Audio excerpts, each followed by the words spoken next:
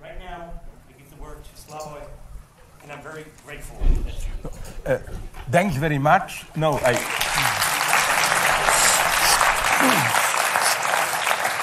quite seriously, and you will soon see why I am very grateful for this invitation. I'm proud to be here, and this is not like empty talk. On the contrary, when I talk directly and praise people, I like to insult them and so on. What I mean is that in today's world, I notice this especially in the United States, these Ivy League and other big universities in our domain, our specific domain of our type of humanities, they are not interesting. Nothing of any interest happens there. What happens today in philosophy in Harvard and Princeton? Nothing. You have to look around to smaller colleges, and the same I heard, it's here, for example, the old big name, Oxford, Cambridge, and so on. No. Places like this one is where I'm proud to be, especially with my good friend Frank. And now comes a little bit of irony. You will get back. When he went into these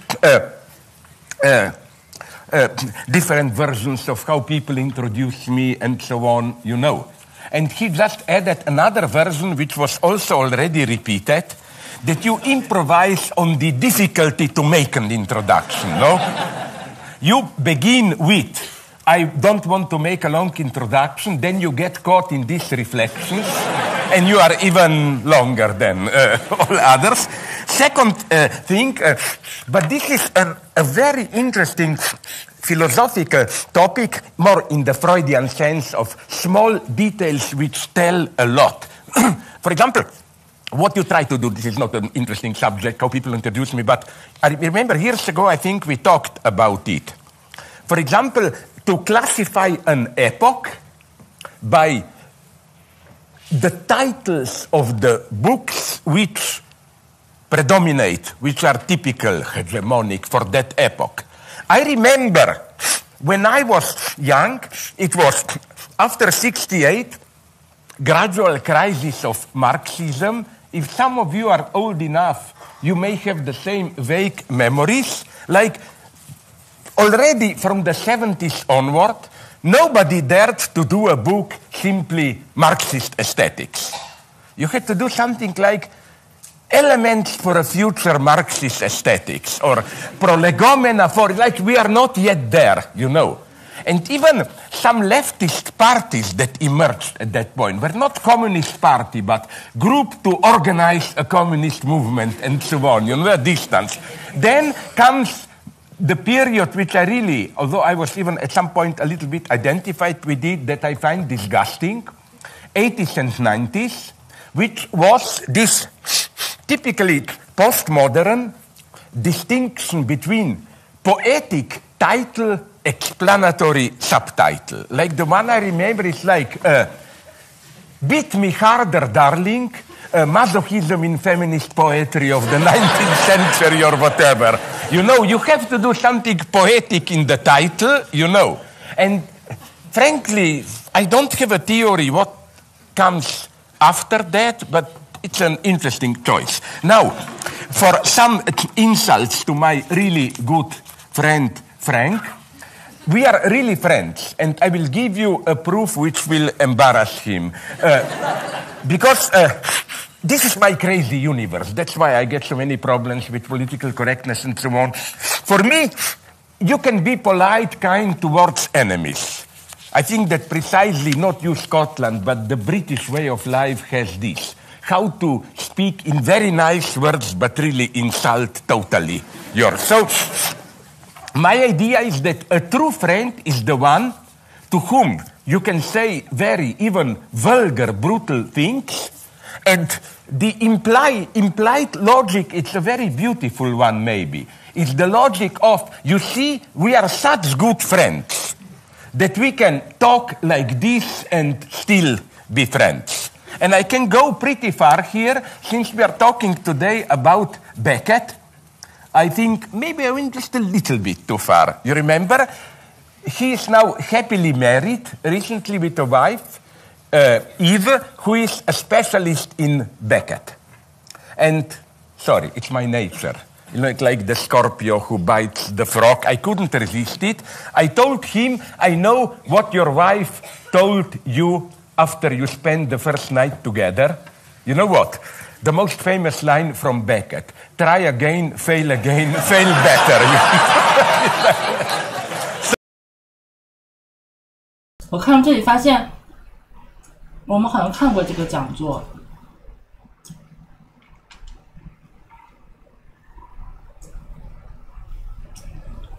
只不过上次好像视角不一样，拍的视角不一样，上次有点远，但应该是同一个讲座。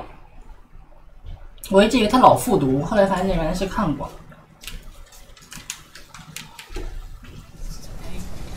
I did a little bit of Beckett on Monday, All right, so and I will send you a text.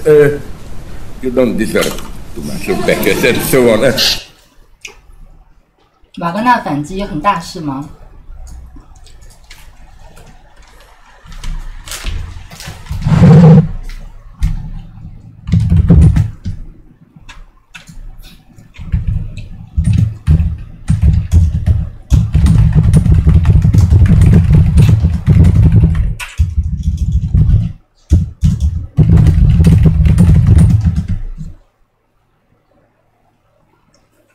我刚才看了一眼标题，但是感觉好像没什么大事。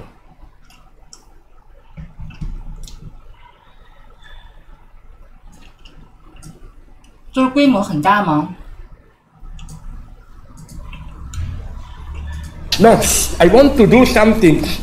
Yeah, just one thing to conclude, just to add something. I really advise you to see it.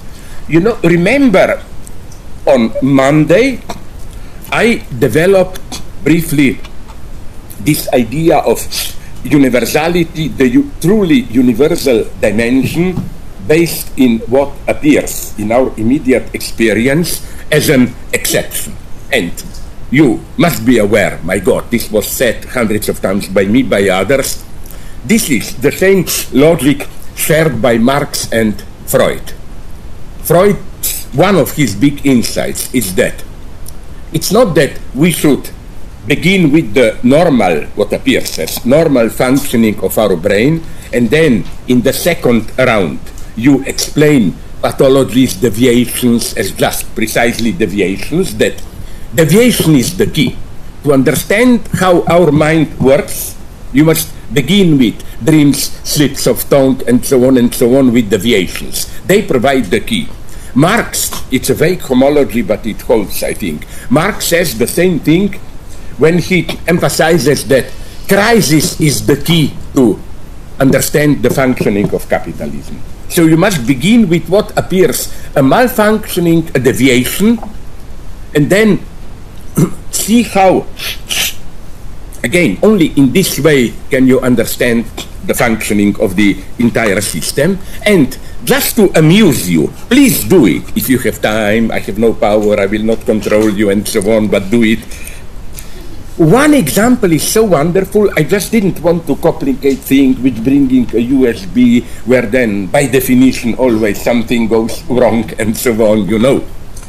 I discovered it quite by chance. Do you know that, okay, where is the Russian lady who was sitting here? No, she's not here today. So sad, because I wanted to appeal to her with her... Stupid, okay. No, sorry, what I wanted to say is that since she is very much in the Russian tradition,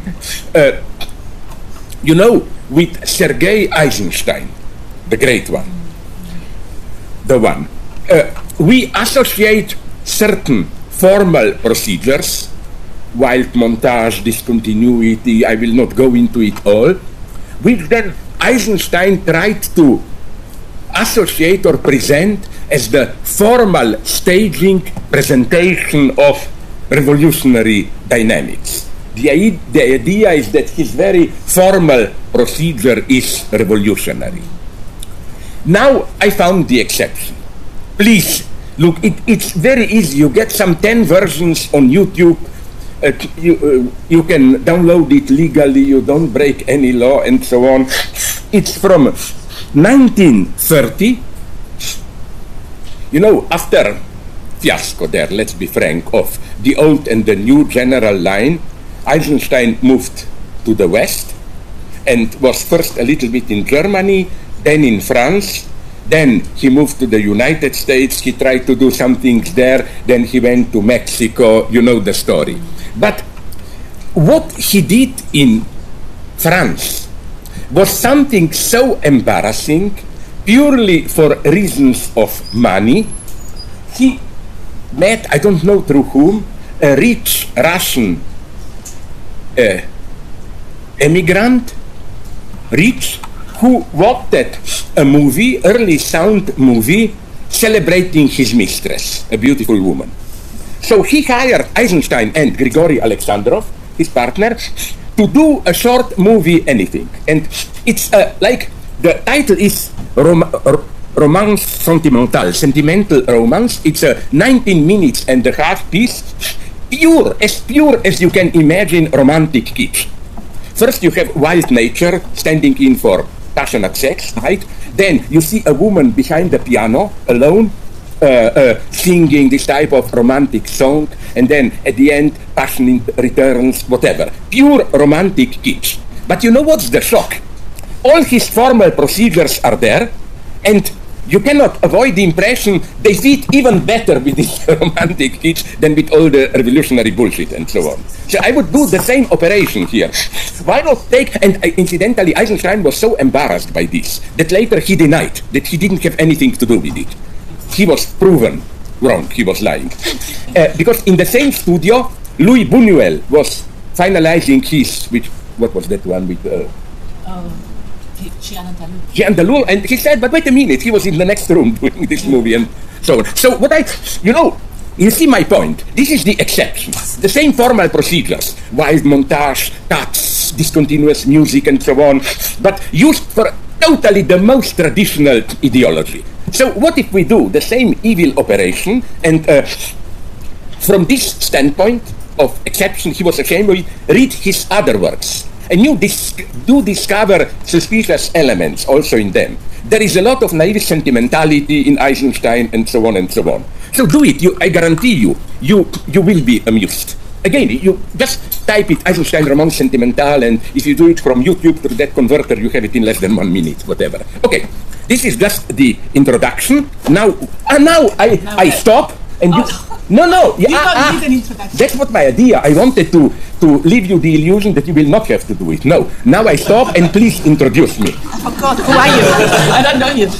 Esther introduced him on Monday. I introduced you yesterday again. And I'm not worth to be introduced. As I said yesterday, I cannot introduce you because we never know what you're going to talk about. So you might go into any fucking path.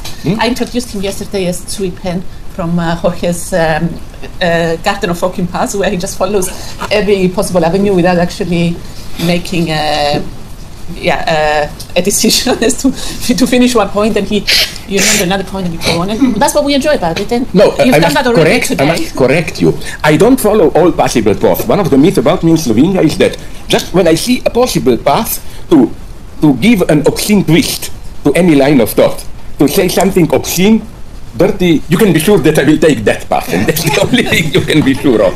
All right. Sorry, but please. Now you've got the license to take the obscene path. No. I will precisely. I want to disappoint you. Today I want to do, because you were here the last time, so even if I disappoint you, I don't care how many of you will come next time, because there is no next time. Yeah, of course not, my God. No. It will be, I don't know when, next year, but of this. Oh, yeah. This is the end, no? So I will go a little bit more into, at least in the beginning, please allow me into serious philosophy. And please, let me tell you again, that with all the, you notice this, no? That I offend, insult only friends. And all my friends know it. That this is my way to show real friendship. Why? Because it's so elementary. I don't get it how people don't get it. The meaning of this is, I hope you will accept it. You see, we are such friends, we trust each other so much that we can afford even talking like that. For me, politeness is always a fear. I don't trust you, I don't know. But to avoid a misunderstanding, I'm not saying that it works with everyone. We should just talk dirty and so on. With some people, in some situations, it works. With others, it doesn't work. But I had quite some triumphs along this path. Before I go, one more.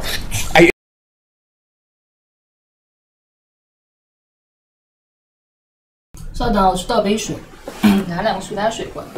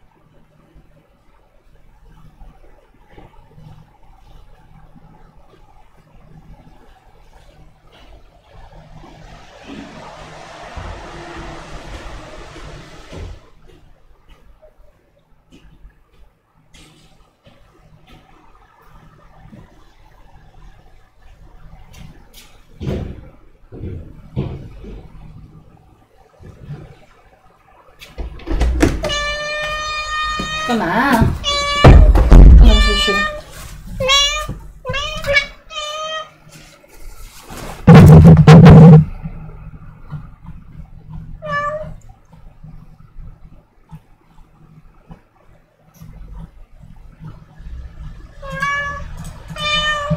干嘛啊？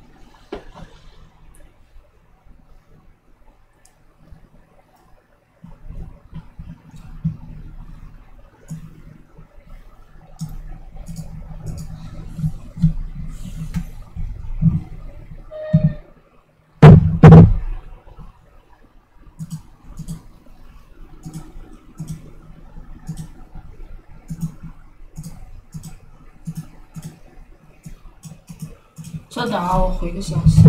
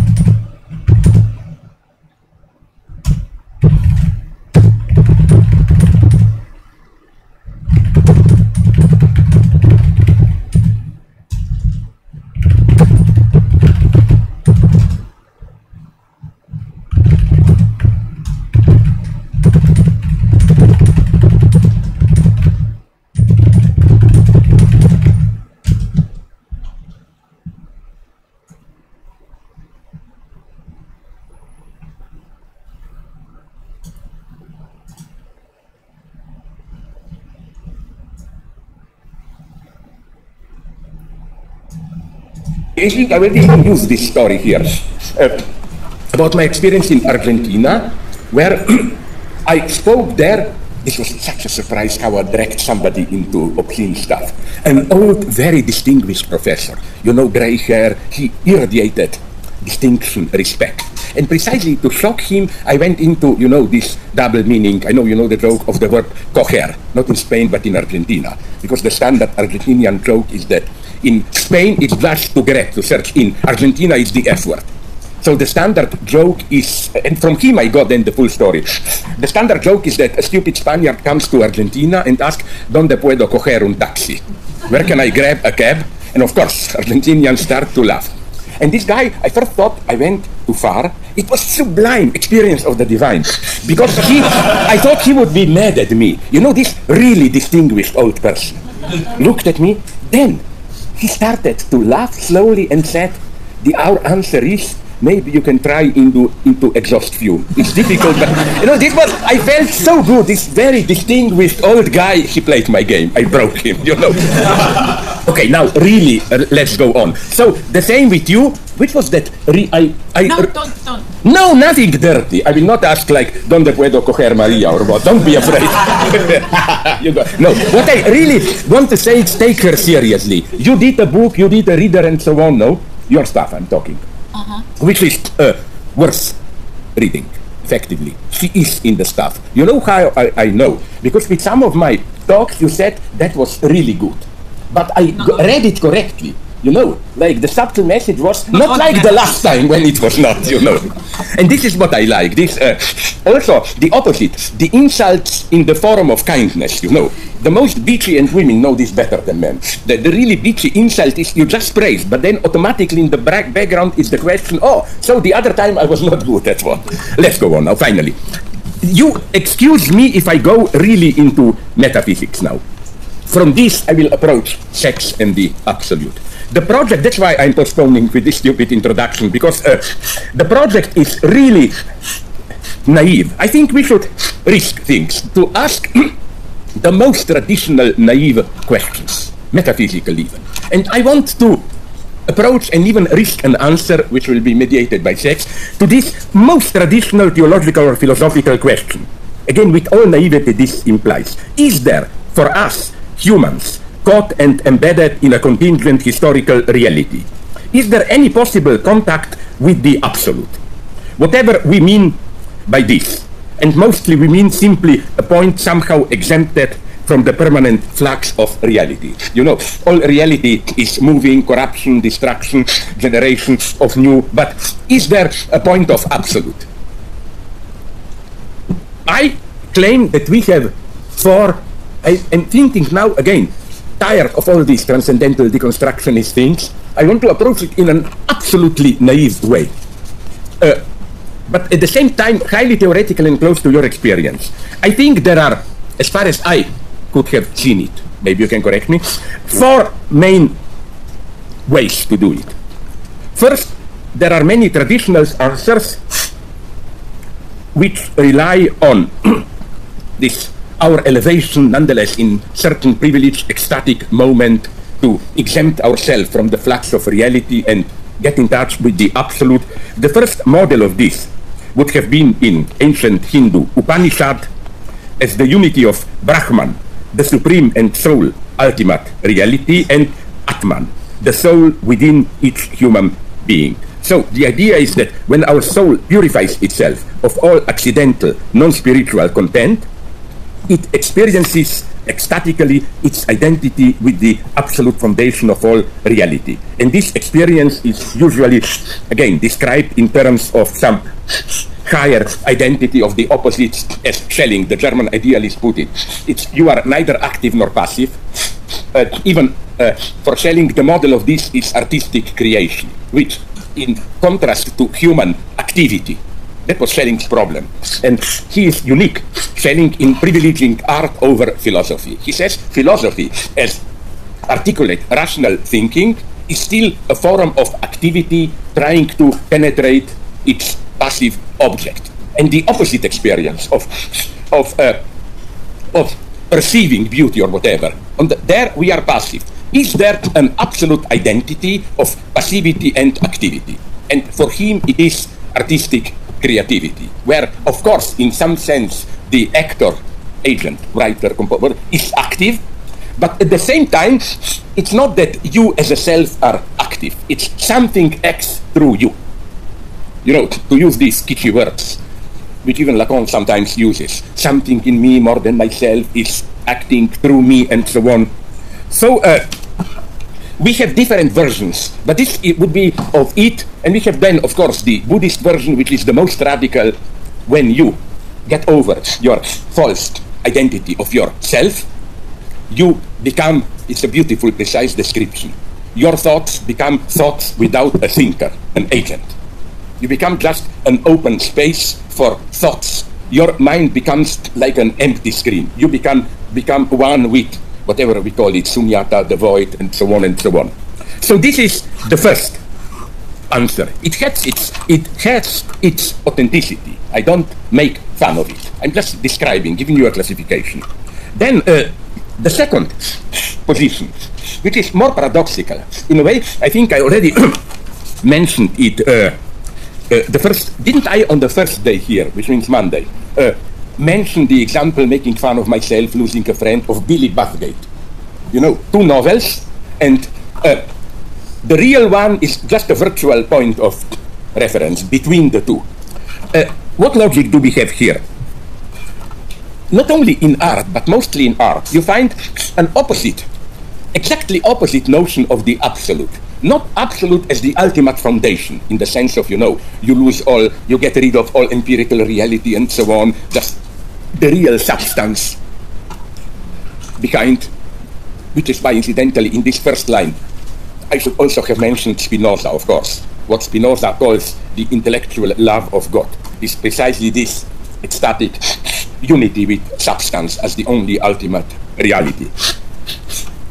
The second position would have been that, of course, reality, the way we know it, it's all permanent flux, degradation, everything returns to dust. But the only absolute eternity that we can experience is the eternity of the pure appearance itself. I will quote you one example, which I quote in one of my books already, so I'm sorry if you know it. In one of Agatha Christie's short stories, Hercule Poirot discovers that an ugly nurse is the same person as a beauty he met on a transatlantic voyage years ago. She merely put on a wig and obfuscated her natural beauty. Hastings, Poirot's Watson-like companion, sadly remarks how, if a beautiful woman can make herself appear ugly, then the same can also be done in the opposite direction. What then remains in men's infatuation beyond deception? Thus, this insight into the unreliability of the beauty of the beloved woman not announce the end of love. Poirot answers, no, my friend, it announces the beginning of wisdom.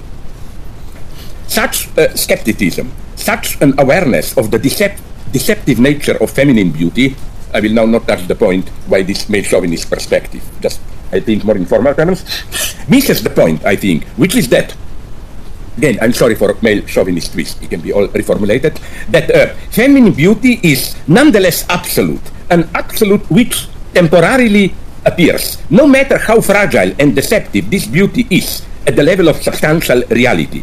What transpires through it is the level of substantial reality.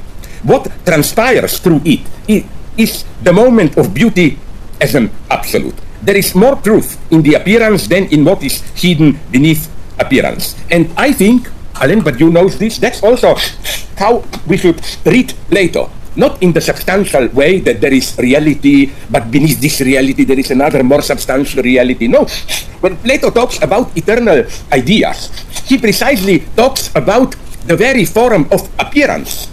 Plato knew this, later realist readers missed it.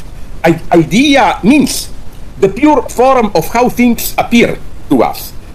At least the late Plato, he knows very well that ultimately our reality is one of decay, degradation, and so on. In Timaeus and the last text, he makes this very clear. So again, again, imagine man, work of art, whatever, it's all fragile. But when you are entranced by it, when you have this experience, my God, briefly, I feel intensely the beauty of it.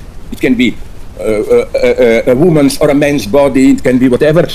This fragile appearance is absolute. Of course, it's an absolute which is totally rooted in concrete experience. Like, you disturb the experience a little bit, there is no absolute, just vulgar reality. But experience is here.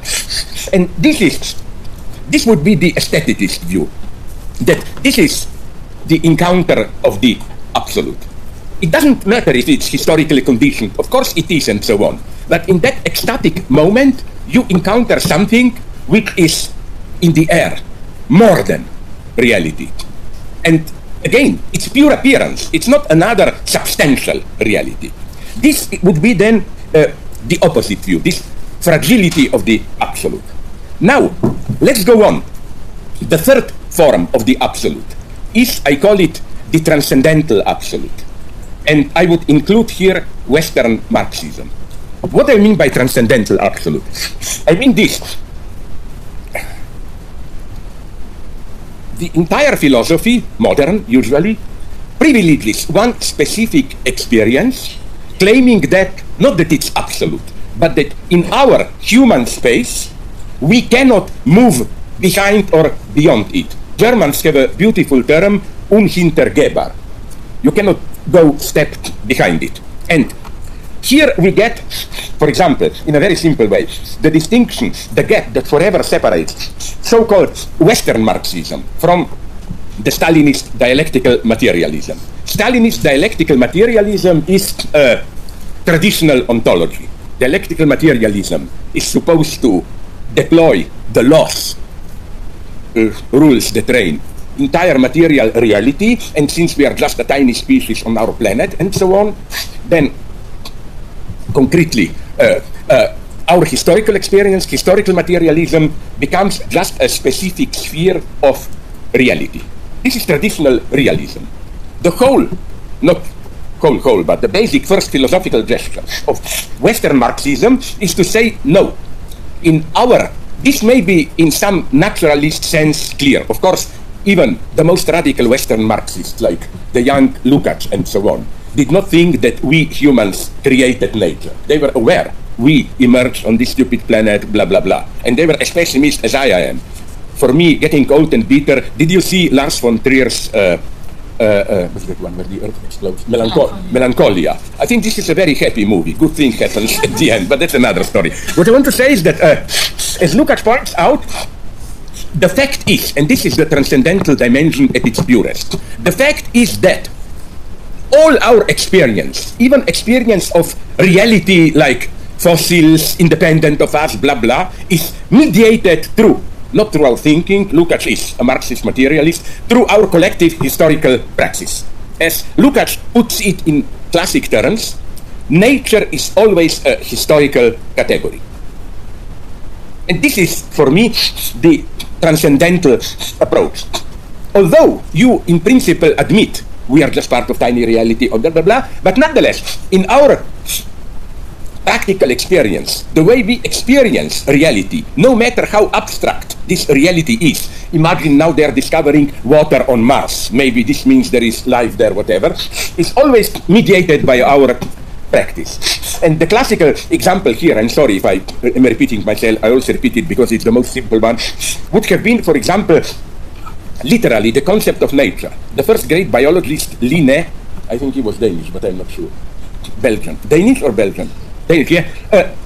His image of nature as hierarchical system clearly mirrors the absolute monarchy of early modernity. With Darwin, you know that this is an empirical fact, that Darwin was directly influenced by Malthus in his notion of natural evolution and struggle for survival. Now, be careful here. Neither me nor the young Lukács would claim, oh, there is no truth then in Darwin, me nor in struggle for survival. Now, be careful here. Neither me nor the young Lukács would claim, oh, there is no truth then in Darwinism. No, just, it doesn't say they are not true. It says, nonetheless, that their appearance, the appearance of Darwinism, was clearly located, echoed, was part of the experience of reality rooted in early wild capitalism. And then it goes on. Isn't it clear how today's predominant in cognitive sciences and so on, image of nature as DNA and so on, system of information and so on, it's again clearly conditioned by new digital media, by this new approach which sees exchange of informations and so on in genes or whatever. So again, that's the point, that you cannot abstract from concrete historical experience. And what I'm saying, now you will say this is subjectivism. No, it's not. Because what I'm saying here is something much more precise. It's that there can be this transcendental logic in the sense of a particular sphere which overdetermines our experience of reality as such. It can even be thought without subject. In very precise terms, Claude Lévi-Strauss defined very precisely his anthropology as transcendentalism without a transcendental subject, without subject. He is Kantian but without the subject. Kantian in the sense that for him, symbolic structure is, again, to use the German term, unhintergehbar. You cannot step behind it. You are always caught in it. And it can be easily shown that there is a point in it. Even if we talk about nature. Nature is everything, but we always conceive it in opposition to culture. We cannot think nature without this implicit negation. This is why this would also be another wonderful approach. How I claim to struggle with or to even confront properly ecological problems. I often repeat this point, I'm sorry if you know it, we have to get rid of this idea of nature as natural. Our spontaneous notion of the natural is something which moves in circle, repeats itself again and again. Nature is a certain basic rhythm. Sun goes down, next morning sun goes up, epochs, winter, summer, and so on. This natural balanced rhythm. And then within this natural balanced rhythm, man appears as, humanity appears as a natural hubris, distortion. We disturbed the rhythm. I think we have to totally abandon this perspective. First, there is absolutely no base to conceive nature as some kind of a balanced circular movement, which then we evil humans disrupt, destroy. This notion of nature is precisely human projection at its purest. Again, sorry to repeat myself, my old example, just think about what is our main source of energy. Oil and coal and so on. But can you just imagine what kind of mega ecological catastrophes must have happened in pre-human history of our Earth to have all these resorts? I mean, we are literally being fed, the source of our energy are the past catastrophes. So it's totally wrong, and this is another most subversive thing of Darwin. He saw this, how every balance of natural balance is contingent, temporary, and so on and so on. It's not that we humans are hubris. Nature is even more crazy than we are. Again, my old joke, if you say Mother Earth, well, this mother is a dirty bitch. You cannot rely on her.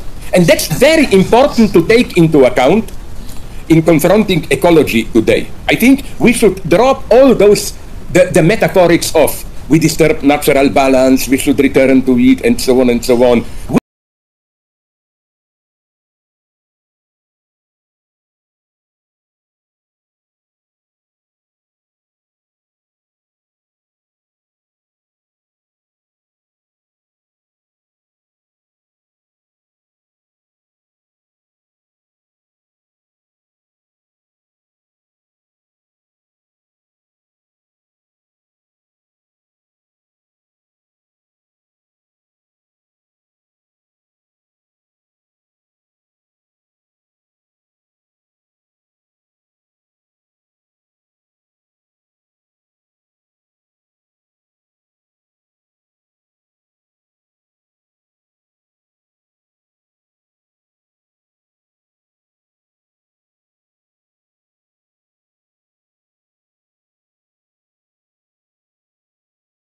那我再回几个消息啊，我再补充一下，稍等。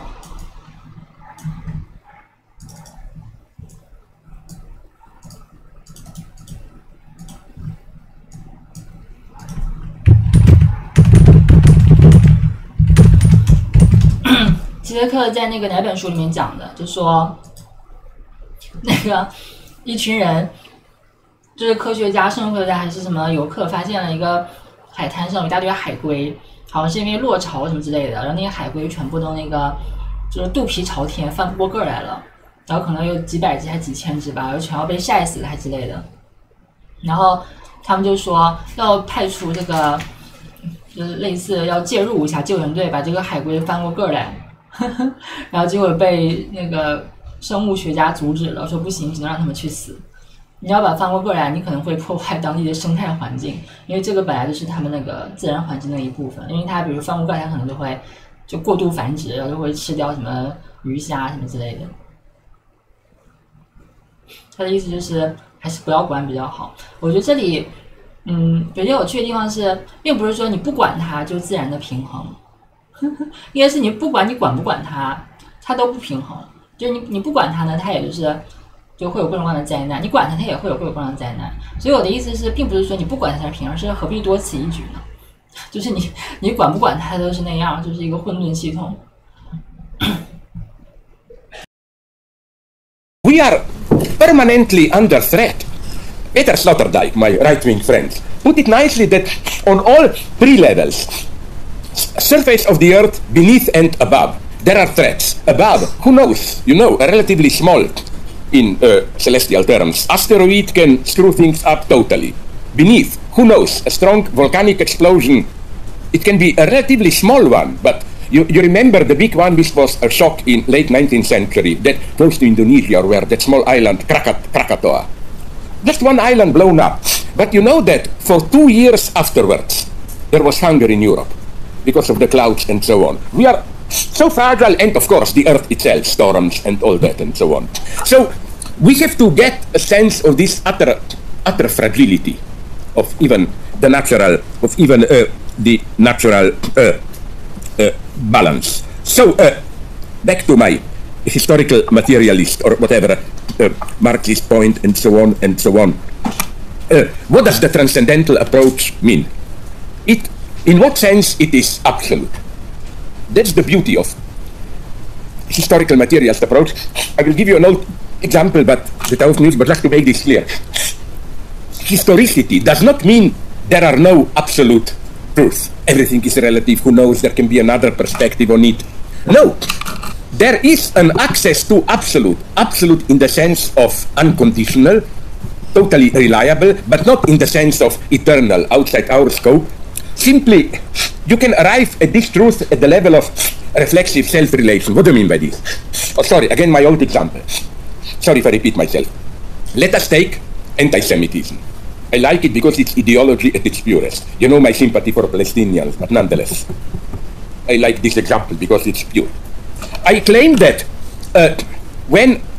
repeating my old joke, if you debate, let's say, with an anti-Semitic German, usually I locate this debate 35 Germany. I'm the bad guy, not you. You are the good guy, I'm anti-Semitic. And you say, you criticize me. And I say, let's compare, let's turn to the facts. The moment you do this, you have sold your soul to the devil. Because if we turn to the facts, the truth would have been somewhere in between.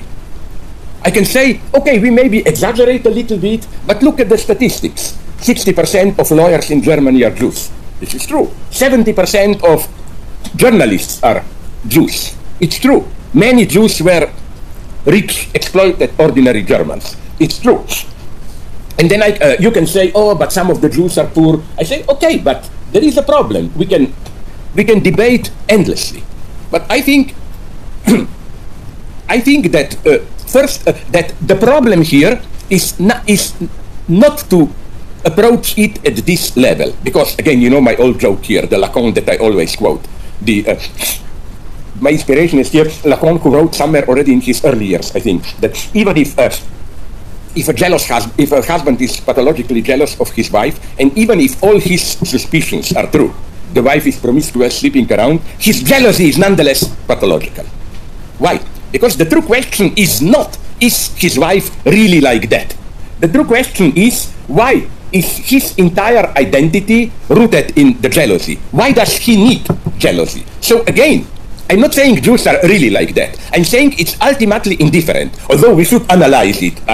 But the basic question is, why does a Nazi need the figure of the Jew without which his entire ideological edifice falls apart? And here we discover the fundamental lie, which is immanently a lie, to cover up social antagonisms and so on. So you see what I'm saying? Independently of all research into data and so on, anti-Semitism is a lie. It's absolutely wrong. You cannot, because the level at which its truth or its false nature is decided, it is at this subjectively reflected level. It's not, Jews are not really like that. Up to a point they are. All people are a little bit of this, empirically, a little bit of that. But nonetheless, the way the Nazi universe is structured, anti-Semitism functions as a lie. And now we come to the tricky nature of it, and we can debate this later. It functions as a lie, and the most efficient lie it is when it's at the level of facts partially true. And there we can debate it here. But that's where I'm afraid of how liberal left in Europe is dealing with immigrants. You know, if there is some crime committed by them, don't talk about it, and so on and so on.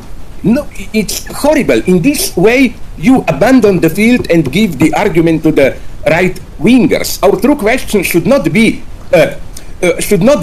is it true or not? Of course, immigrants commit crimes, but we commit even more crimes and so on. The point is not this. The point is, why this totally irrational fear that a couple of thousand of immigrants will threaten our identity and so on and so on. Don't look at them, immigrants. Look at us. And this is absolutely true. So my point is, even if many data quoted by alt-right about immigrant crimes and so on, even there, of course, things are more complex. Like in my own country, Slovenia, they now, the latest right-wing rumor against immigrants is that they are involved in suspicious activities in some cultural center on Metelkova Street, which is close to their home building allocated to them, that they are selling drugs and some, I don't know what. But you know, even at the level of facts, it gets more complex, because probably they are doing it, but why? Imagine their situation. They were put in that home with a little bit of money just to survive, without any care of what will they do in their life. They are desperate because they have families back at home. And, okay, it's not nice, but fuck it. They try to survive, to earn some money, to send it back home, and so on. They don't have any chance to get involved in some job, because, you know, these are the tricks of enlightened Europe. They only get help as homeless immigrants if they don't have a job. You know, these are the usual dirty tricks and so on. So what I'm saying is that, yes, we should also honestly analyze things at this level. But again, the basic point, again, is this transcendental turn, in the sense of don't forget about your own perspective. Like, things can be judged absolutely at this level. Anti-Semitism in the 30s. Or, for example, black racism today. Did I mention Black Lives Matter on Monday? I think I did. Yes, I mean, why it is... You see, here we get to analyze concrete universality. You know this standard right liberal argument, why black lives matter? Why not all lives matter? No, it's false. You know why? It's false in the same way that, for example, in Germany in 1935, if you were to say, but why focus only on Jews?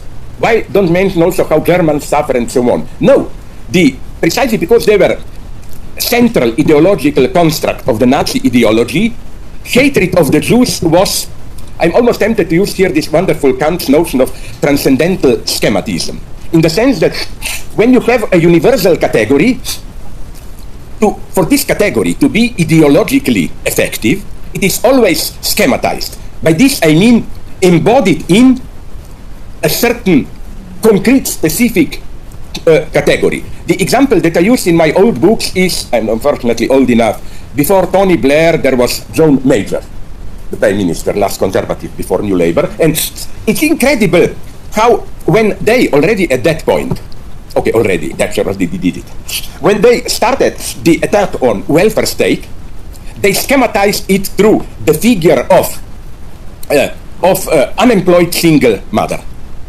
This was it. And it's incredible how somehow, I almost admire them, they somehow related all the social evils to that figure. we don't have enough budget because we have to support single mothers. We have youth delinquency, of course, because single mothers can. It was absolutely incredible how everything was symbolized. That, you see, this is what Kant means by schematism. And in a similar way today, I claim, at least in the United States, violence against blacks, even if all that right-wingers are saying probably is at some level true, like, you know, the usual right-wing argument is, but wait a minute, more black people kill other black people than white policemen and so on. This can all be quantitatively true, but nonetheless, in today's ideological situation with alt-right, and so on, this specific violence of authority against blacks is the field which schematizes the entire situation. Which is why, again, to say in an apparently innocent, common sense way, why only black lives, all lives matter, it's already to cut off the edge. It's a false neutrality, and politically a very difficult false neutrality. Okay, so I hope I made, not in a not too confused way, this situation clear. Next point, you will say, but what I'm dreaming about the transcendental situation, this is way behind us. No, it's already developed years ago, so I hope I'm not telling you the old stuff. I think that what we usually call as deconstructionism, or this historicist cultural relativism, is absolutely the most radical form of transcendental approach. Why? Because for them, this German term, unhintergehbar, that horizon behind which you cannot step is concrete symbolic historical experience. Let me take you an example, you all know it, Michel Foucault. For him, the ultimate point of our experience is what he calls episteme or power structure, whatever. So what do I mean by this? Let us say, repeat myself, I know, if you were to ask a Foucauldian, do I have free will or not? He would simply reject this question as such, because he would have said, wait a minute, which is the horizon of meaning, symbolic space, within which you can even raise this question?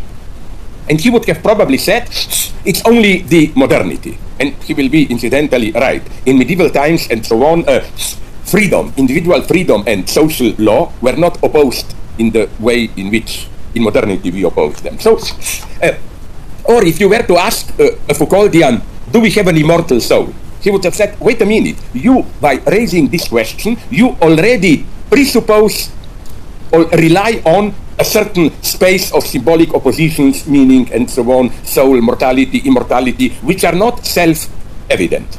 So, for Foucault, you cannot step behind this horizon.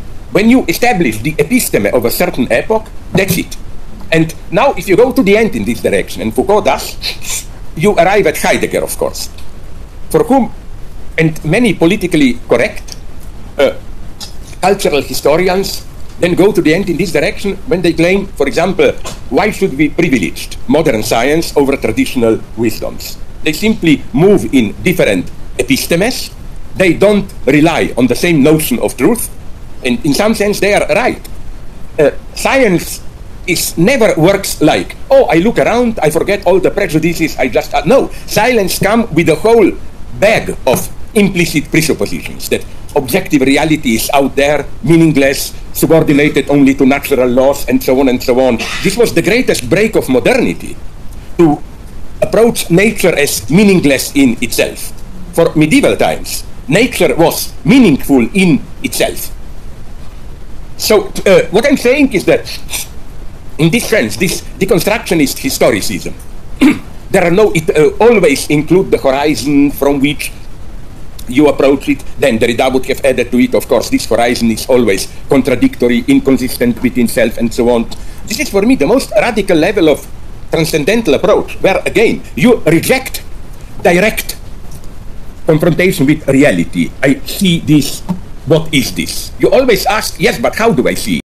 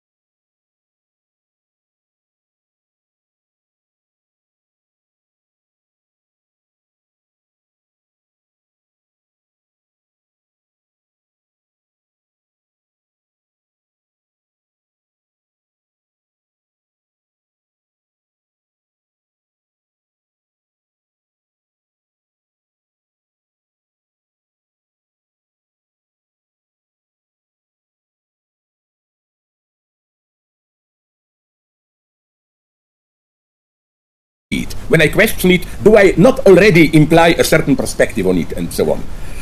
Sorry. And to go a step further here, even with Heidegger, even with Derridean deconstruction. Now, I don't know how much you know Derrida. He is a little bit out of fashion now, but he gets caught in the same problem. Transcendentalism doesn't cover it all. You know where you can read it. On the one hand, Derrida even described his procedure as archi-transcendental. He wants to bring the transcendental approach to the end. At the same time, he sometimes, for necessary reasons, I don't have today to go into detail, but he comes dangerously close to some kind of a, nonetheless, new form of realism. Look at the notion of trace or archi-trace in his work. On the one hand, it's pure transcendentalism, in the sense that he said, in whatever we claim, there is already a trace of our horizon, relativizing it in a historicist way. But in some comments on biological works, he all of a sudden starts to talk about the function of difference and trace in nature itself. You know, if you see this slip from this eternal transcendental self-questioning to some kind of, let's call it naive realism. Reality itself, independently of us, is structured as difference, as trace. This is why Derrida often gets embarrassed when he asks, sometimes he does, honestly, a simple question. When he talks about the early traditional Derrida metaphysics of presence. Is this European metaphysics of presence, or is it universal? Can we step out of it? For example, when he approaches the problem of Chinese thought, is it that all we can say, the traditional Derrida's line is that this inside-outside game. We are caught in metaphysics of presence. We can just do cuts, break it up, but we cannot ever step outside, because the very idea of stepping outside is the ultimate metaphysical illusion. Okay, but nonetheless, what does this mean? For example, when we Europeans confront the Chinese thought, are we allowed to say this is also metaphysics of presence? Is it totally different? Can we get it? And again, at this point, things get complicated. But what I find especially interesting, again, is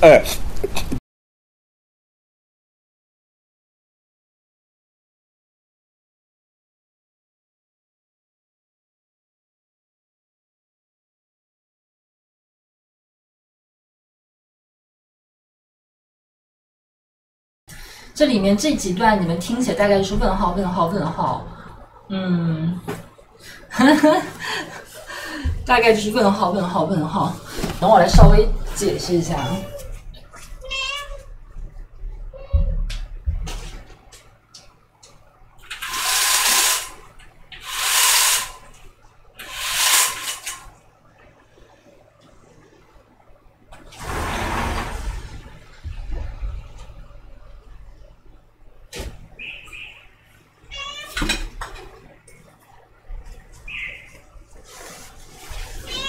我这里解释一下到底在说什么。他这个讲座确实是有点，也不是有点难吧，就是有点理论化。他这个讲座确实比其他理论化。这个讲座讲的内容比较接近他的书了，就是一些理论内容。他这里始终是在讲这个，关于这个。就是回到哲学老三样的问题，关于这个绝对的问题，什么是绝对 ？About absolute。这里讲的大概是讲到第3点，一共是4点吧。这里讲的是第3点，就是关于什么是绝对 ，absolute。这里讲到了这个鲜艳绝对了 ，transcendental。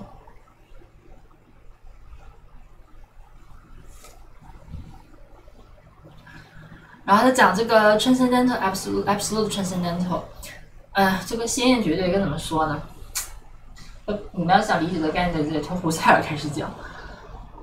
总之，他前面不是举了个福柯的例子，又举了这个德里达的例子嘛？他就觉得福柯跟德里达有点这个相对主义。他们的 transcendental 是指的是这个，就是 horizon 嘛，就是视域嘛。比如他刚才举了个福柯的例子嘛，他就说知识型就是我们的 horizon 对吧？听得懂吗？你们知识型就是福柯说的什么啊？福柯说的什么来着？啊，最开始是机械，有个相似，你想想看那个古时候什么水火地风，比如说那个中医对吧？吃什么补什么，以形补神，不肠脑心痛要用蚯蚓，为什么？因为蚯蚓特别能钻，就是当时的知识型是这种相似嘛。我们这种知识型在一些那个，比如说什么密室逃脱，或者是一些那种非常，就是说那个适合面向低龄的那种文学作品中也经常见到，对吧？就是相似，后来变成机械了，机械就是机械决定论嘛，就因果论，一种比较 low 的形式逻辑。然后还有什么？反正然后就是有机，对不对？好像是啊，有机就是说整体大于部分之和。然后福柯的意思是，就是当你试图讨论一个问题的时候，比如说你问他啊，灵魂是不是不朽的？他的意思是，当你问这个问题的时候，但是事实上每个时代的知识型是不同的，所以每个时代的真理也是不同的。你如今回答这个问题，因为当时比如说16、15世纪回答这个问题，当然是不相同的。但是你能说15、16世纪人回答这个问题就是错的吗？那显然不是，只是它拥有不同的知识型嘛。所以的意思是，你是永远不可能，就是说超出这个知识型的。这个知识型就是 horizon， 就是那个地平线。还有比如说，之前不是有一场那个福寇跟那个乔姆斯基的辩论嘛？然后乔姆斯基反正是张口闭口什么是人性，然后后来福柯受不了了，他就说人性这个词儿在我们18、19世纪的时候还没有这个词儿 ，human nature 还没有这个词儿。他说，当你讨论人性的时候，就是在讨论一种绝对普遍的东西嘛。但18、19世纪就没有人性这个词儿。你想说什么？就是类似，就是这个意思。就是说，福柯他这个显眼性是指这个 horizon， 就是一种，然后他后来就是说 horizon 你走到底就是 Heidegger 对吧？他的意思是福柯走到头就是 Heidegger， 就是这个 Heidegger 是走向一种，终极的在场形而上学，就是说关于这个 horizon 的问题 ，Heidegger 的处理方法跟这个康德其实差不多的，就是说这个课题你就不要管它了。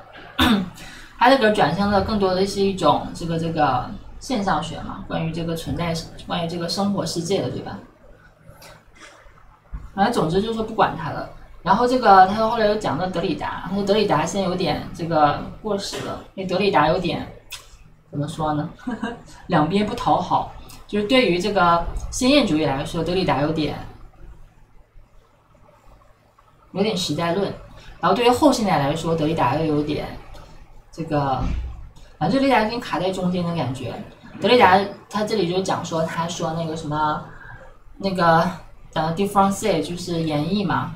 或者是关于那个什么不在场的，关于那个剩余那个 inertia 什么声音书写，关于书写这些东西。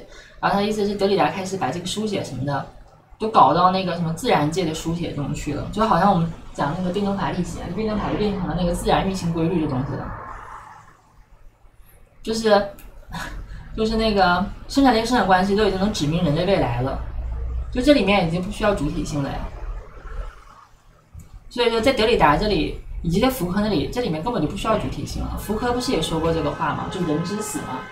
德里达也是这个意思，就是说，这个 transcendental horizon with no subjectivity， 就是说，一种不再需要主体参与的这种终极的绝对的先验视域了嘛。就是自动机，历史会自动运行。自然也会自动运行，就是按照什么 difference 这种什么演绎的什么 trace 什么书写轨迹不同的自我矛盾作为一种这个动力去活动。然后福柯那个也是啊，那个知识型，他的意思这个知识型它有自己的一种就是说演进的规律，不依赖于人的主体性的实践之类。反正总之这些东西都很反唯物主义啦，就都很反那种。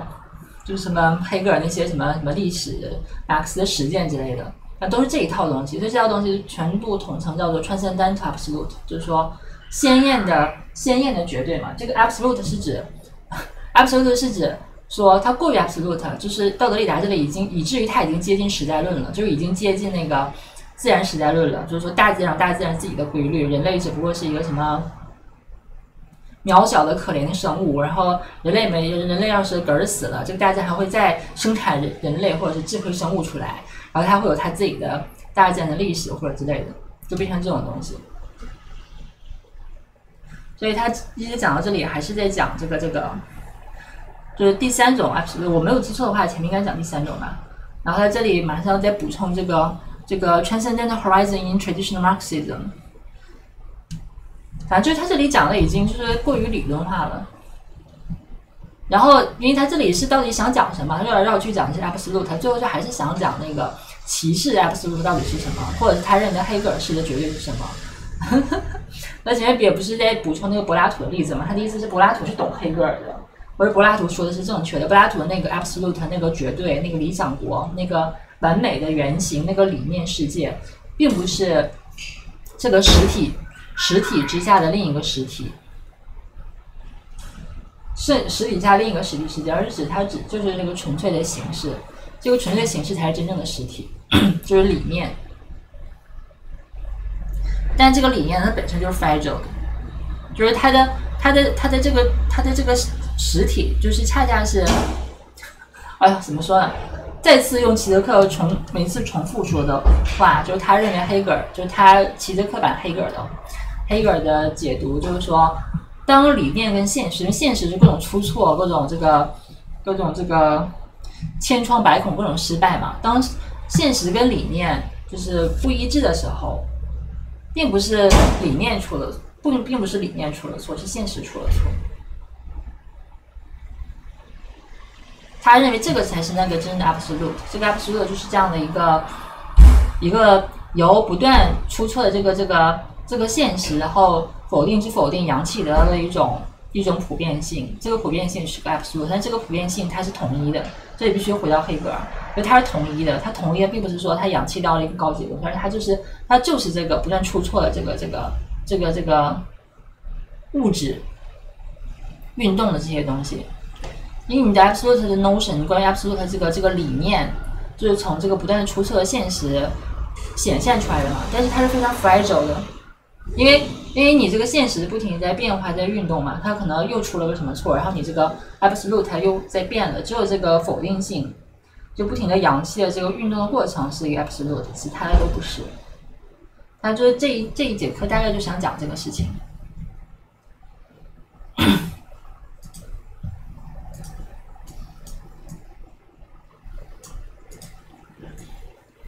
他这个观点好像是，或者他附的是不是他那个什么易碎绝对里面讲的 sex and field absolute？ 我觉得他讲这东西好像都讲过。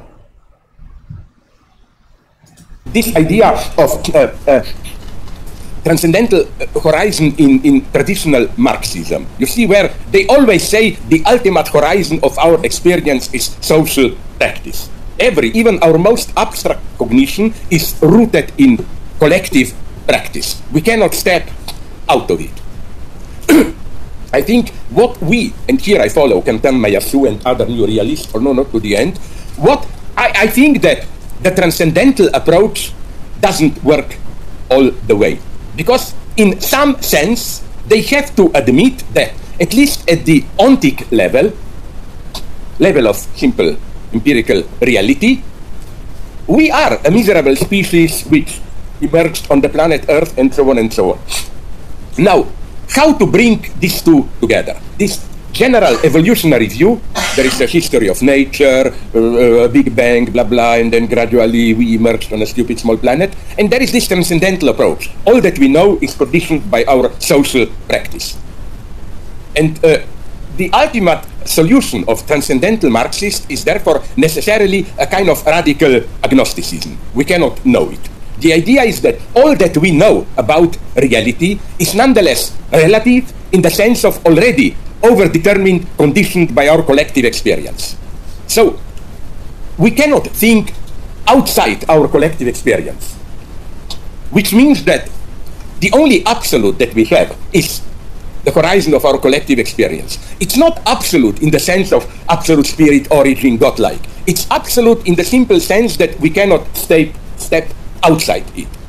But nonetheless, the naive question remains here. Absolute in the simple sense of absolute spirit, origin, godlike. It's absolute in the simple sense that we cannot step outside it. But nonetheless, the naive question remains here. So we are not able to answer the question, where does this transcendental horizon itself come from? Because the transcendentalists would have said, in such a procedure, the transcendental horizon is always already presupposed. Every answer will be conditioned by our collective experience, and so on and so on.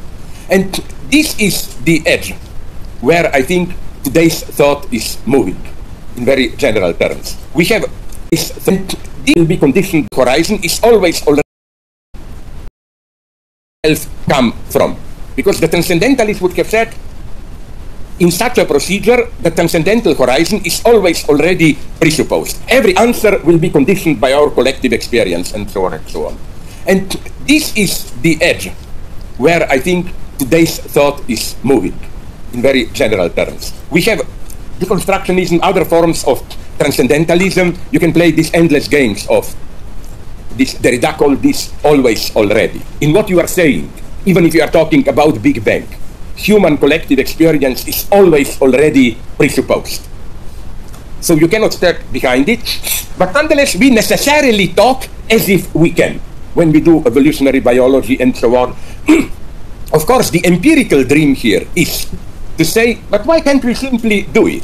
Evolutionary biology can explain how, through all evolutionary tricks and so on, how gradually out of some apes, blah, blah, I don't know the story, we humans emerge and so on. So, but transcendentalists point out that this never works fully. You always have a certain circularity. You already presuppose, and you know who is here a transcendentalist, although he attacks transcendental thought like crazy.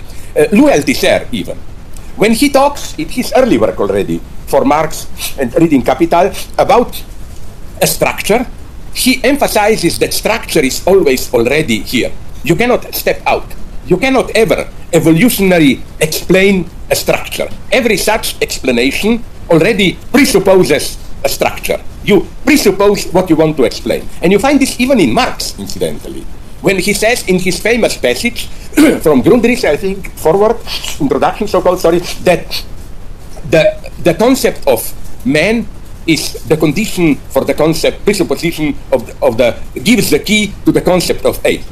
So Marx's approach is not, we can gradually explain the higher level from lower levels, gradual evolution. No, his point is that precisely because there is no teleology, nothing was predetermined, man might have not emerged. You need first structural order to search for its origins. And if you think I'm dreaming here, think about the paradox of Capital. It's a transcendental work. Transcendental in the sense that, as Marx emphasizes, his starting point is the developed capitalist system. He analyzes its form in detail, and only then, in the last chapter of Capital, on so-called primordial accumulation, so-called, you can look into its genesis. So again, even structuralists, even Althusser, Althusser in a most interesting way, because this is the big problem, the question prohibited by structuralism. You have chaos, then all of a sudden a structure is here. But every approach, every way to articulate the genesis of structure already presupposes the structure. So are we then caught in this duality? And this is where, for example, even honest thinkers like Habermas remain. His basic move, Habermas's problem is how to prevent total scientific objectivization of our lives. And his answer is basically a transcendental one, infinitely repeated. He said, no matter how much we analyze human evolution in biological cognitive terms, while we are doing it, we always already presuppose our ability to reason, argumentation, and so on and so on. We already presuppose the tools which we are using. So consequently, Habermas openly says, I'm an agnostic. I don't know what's the ultimate nature of our reality, because I admit we are caught in the circle. And what I'm trying to do, not yet successfully, in my last books and so on, latest and in the one that I'm finishing now, is precisely somehow to break out, to find a way out of this transcendental circle, being caught in a circle where a structure is always already here, without falling back into naive realism, into, oh, I will tell you a general story of reality and so on and so on. But before we go into this, I would like to conclude. 他说这里提到那本书，我想突破这个先验释义问题的，其实就是绝对反冲。就是我们翻译完的那一本非常精彩，翻译的非常好，因为我看了全文看了没有任何障碍。我觉得翻译大家可以去再学习一下那本书，以后再讲有点难。如果这里讲到这里你们觉得有点难，就是那本书你们更看不明白，就是循序渐进了。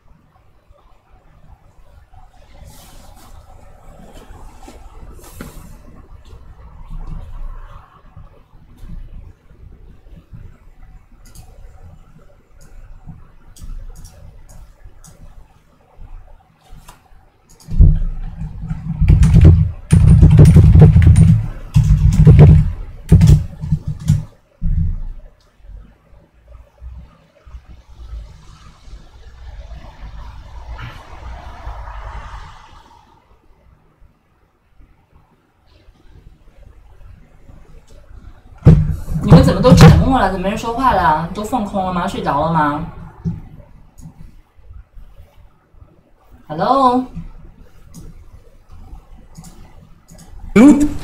This part with the fourth position, which may appear Lacanian, but I think it's not. It's the position of some, let's call them brutal materialists, from Marquis de Sade to Georges Bataille. This is another contact with Georges Bataille. This is another contact with the absolute. It's the absolute of absolute negativity and radical destruction. Bataille is looking in what he searches for as experience of the sacred and so on, the identification with some radical negativity in the sense of force of destruction and so on, and only in this utter radical point of blindness, madness, it's proper madness, only at this point can we touch the absolute. And then the idea is, of course, for example, my favorite, I hate Antigone, my favorite, one of my favorite, no, seriously, speaking about Sophocles, great guy, but Oedipus et Colonus is the true masterpiece, not Antigone. And of the other, Euripides, how do I say this, the crazy girls dancing, Yeah. This, this idea of radical zero point, that this is our contact with the absolute. In this way, we can reread, sorry for repeating some old points, we should and can reread even Marquis de Sade. Again, sorry for repeating old point, but for him, first Marquis de Sade, a naive realist. Sorry, naive naturalist. His idea was a very simple one. We humans distort nature. Nature is not just construction, collaboration, work. Nature is only also destruction, killing, suffering. So, to be truly natural, to assume our nature, let's also do the horrible things, to put it very simply. But then, at a certain point, as Lacan emphasizes, de Sade saw something in a very intelligent way. He saw that in this way, we still remain slave of nature. We are not truly free masters of ourselves. We just try to obey nature. So now comes de Sade's true metaphysical idea, which is the dream of a radical crime which does not just fit perfectly the natural rhythm of generation and corruption, but which cuts short this rhythm itself. His definition of 我爸帮我报另外一个房间去了，开始哼哼了，哼哼是吧？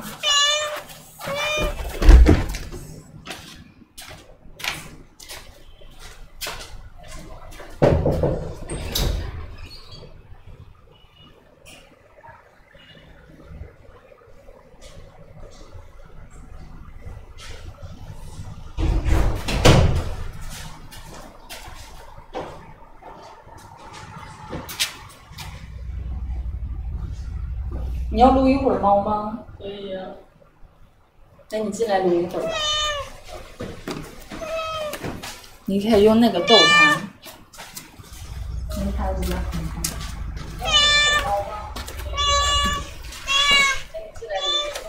你可以帮它梳一梳毛，用这个梳，那个梳。或者用这个逗毛棒逗它。就是瞎使。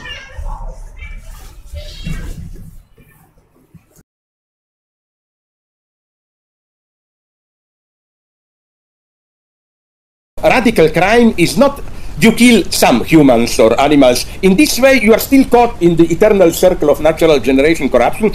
His idea of radical crime is to destroy, stop, undermine this circular movement itself. That's his idea of radical crime. To cut short, suspend the very circle of natural causality. And here comes, it's more complex, but basically Lacan's genius, I claim. Because Lacan claims that what Sade didn't do, he was still too empirical, is that Sade calls this radical negativity the second death.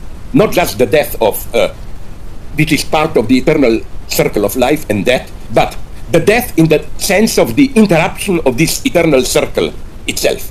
So, according to Lacan, it's a beautiful, simple formulation. I quote it, I think, in my Disparities book. Lacan says what Sade didn't see is that second death doesn't come after the first death. Like, we just are born and die, but then radical act become. No, that second death comes before the first death. While we are alive, we already assume second death, insofar as we are caught in the symbolic order, which is the order of death, drive, and so on and so on. And for Lacan, this second death is simply the condition of human desire. Human desire is precisely free in the sense that it's no longer caught into the natural rhythm. So, and here comes second move by Kant, for Lacan, to establish that if we read the Sade in this way, second death, that in this sense, Sade has to be read with Immanuel Kant. Because, isn't it a beautiful, provocative thought? What Sade describes as this horrible crime, second death, the interruption of the natural rhythm itself, he describes this all in precisely the same terms as Kant describes an ethical act. For Kant, ethical act is an act which begins by itself autonomously. It cannot any longer be grounded in natural causality. For Kant, if you do something, even if it appears as good, but as long as it is grounded in natural causality, in the sense that you do it for some empirical profit causes, even if these profits or causes are very high, like this would have been a Kantian example. Let's say I see a child there drowning. Okay, I jump into the water and save him or her. But Kant would have asked, did you have a secret narcissistic calculation there? Did you notice that some people are watching you up there and you wanted to appear a hero or whatever? The moment any such consideration enters, it's not an ethical act. It might be beautiful and so on. And as Kantians, we should say, even if there was nobody there, but you just imagined the respect for you that this would have aroused impossible witnesses. It's already, in Kantian sense, pathological. Now, the distinction between Kant and, Kant and Sade, and the limit of Sade, of Kant for Lacan, is that for Kant, our sexuality cannot reach this level. Our sexuality is totally empirically predetermined. You do it for lust, for pleasure, and so on. You cannot do it as a free act. And I'm sorry to quote it again to you, but it's here. You have maybe the most famous passage in Lacan's Kant with Sade, where a passage from Kant's Critique of Pure Reason, where he says, suppose that someone says that his lust is irresistible when the desired object and opportunity are present. Ask him whether he would not control his passions if, in front of the house where he has this opportunity, a gallows were erected on which he would be hanged immediately after gratifying his lust. We do not have to guess very long what his answer may be.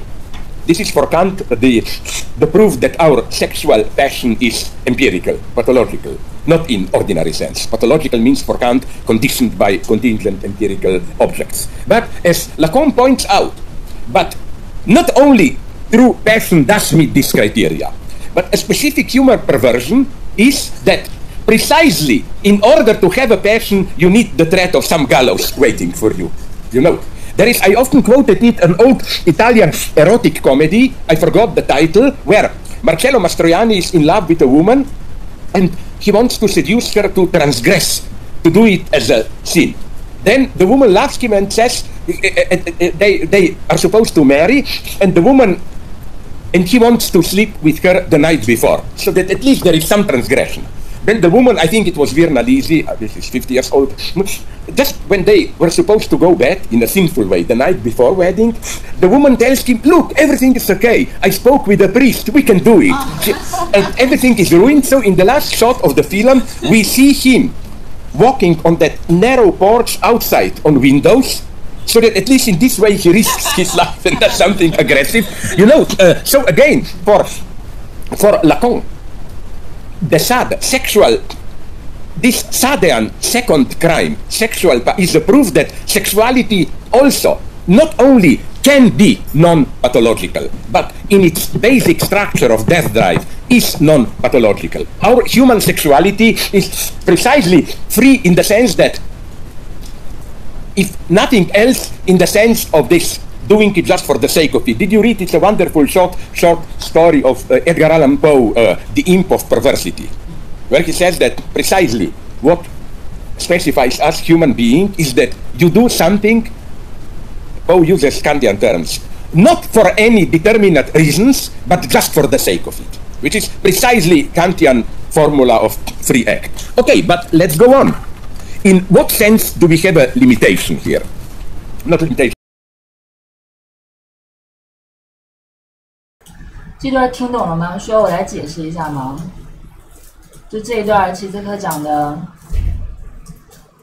第四种绝对，这四种 absolute 就是这个萨德式的，同时也是康德式的。然后他说，本来是他认为有一些人可能认为是拉康式的，但是这并不是拉康式的。解释一下，这个康德同萨德斯之前直播试图读了好几遍，但是太费劲了，因为读2页，这拉康东真难，就是真的很难解释，读2页就得解释个，就是说康德同萨德那个文章并不长，好像100多页吧，我读完了我得读1周，太费劲了，太难解释了。例子都没听懂，例子其实是非常简单的，就是齐泽克一直在说拉康的天才之处是在于什么？就是说他指出这个，首先我们这里先回到康德的问题啊，康德所谓的伦理行为或者是道德行为，就是关于人类真正的自由跟尊严跟灵魂的，就是说它需要是一种 absolute， 对吧？它需要是一种绝对。为什么需要是一种绝对？因为只有人类才配拥有绝对跟意义嘛，或者是只有人类应当追求绝对跟意义这些东西嘛，因为这是用这个康德就是 reason， 对不对？合乎 reason 的。但是呢，这个合乎 reason 是在什么意义上的 reason？ 这个 reason 并不是启蒙意义上的 reason， 而是超验意义上的 reason，absolute 意义上的 reason。啊，我也不准备讲这么多了，反正总之就是你想想看，康德这个意思就是说，康德把什么东西都叫做这个，康德把啥都叫做病态的，就啥都是病态的，啥都不行。除非你是为了做好事而做好事。什么是为了做好事而做好事？也不能是为了做好事，想看为了做好事做好事也不行，这种也是病态的，也是 pathological 的。必须是你设定一个原则，这个原则就是 you have to obey it， 就是你必须要服从它。就是这里面其实康德也是很辩证的，这里也很有趣，就是说you can complain about it, but you have to obey it。就是说你可以抱怨，明白吗？而且康德这里最辩证的地方，恰恰就是你需要抱怨才行。明白吗？就是说，如果你觉得做了很爽，你做这个事情啊，那这不行，这仍然是病态的，仍然是 pathological 的，你还是因为一些偶然的原因不够绝对。你可以抱怨他，你才做他，这才是绝对的嘛，就是你不得不做嘛，对吧？就他在这里是跟黑格尔是同一个意思。你不能就是你对康德理解就不能错过这一点，如果错过这一点，就变成一种很庸俗的康德式解读了，这种道德主义式的。变成这种法式的康德是，你可以抱怨他，但是你就是得做他。你想想看，那个一些文学作品中的那个形象，最后描绘主人公的时候，啊，你想想看那个乱世佳人飘，那个白瑞德，他一开始不就是一个就是浪荡不羁的反抗者，这个花花公子形象嘛？然后天天说啊，那个什么为了南方这些什么荣誉，为了什么南方的什么身份，南方人这种什么虚假公民打仗，就是这种爱国 patriotic， 就是一个傻逼的行为，傻逼才有这种认同。然后最后把 Scarlett 送出那个亚特兰大的时候，他就说啊，我他妈要去那个打仗了，参军了。Scarlett 说，哎，这个傻逼，你不是说谁对打谁傻逼吗？他就说啊，就是对，谁打谁傻逼，但我就是要去打仗。明白吗？就这个才是我这意思就是，只有白瑞德这种意义上的 act 在康德里才算是 non-pathological， 就是非病态，就是说你甚至不愿意，但是你不得不这么做才可以。如果这里面他说白瑞德说啊，我要去打仗了，因为我是一个南方男儿，我是个战狼，我要为国出征，我要入关。康德说认为这也不行，他认为这你也是在某种就是说凝视之下，比如说理想自我的认同啊，幻想别人对你的什么形象啊，幻想有就是有人在看着你啊，这他妈都不行。所以就是说，在康德意义上，这种就是说，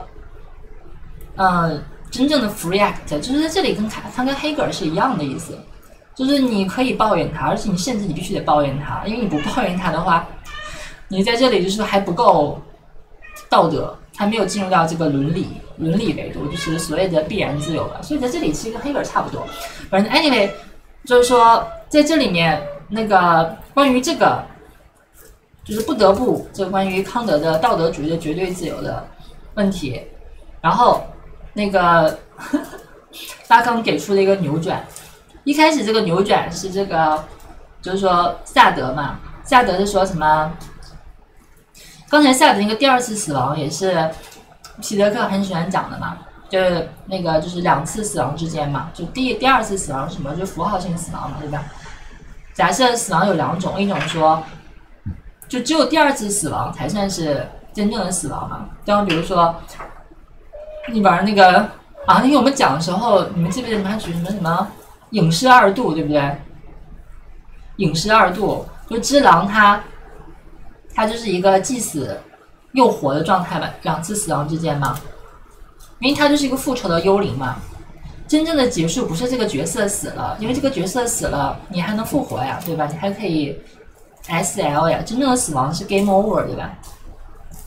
真正的死亡不是里面这个角色死了，他还可以复活的，真正的死亡是 game over， 真正的死亡是这个象征秩序的死亡。然后在这里始终举这个萨德这个两次死亡之间，就是第二次死亡就是为了终止。就第二次死亡不就是第一次死亡的死亡吗？就是第一次死亡就把它否定了，就是说第一次那个生跟死的死亡，那个死不算什么，那个死是一个小事。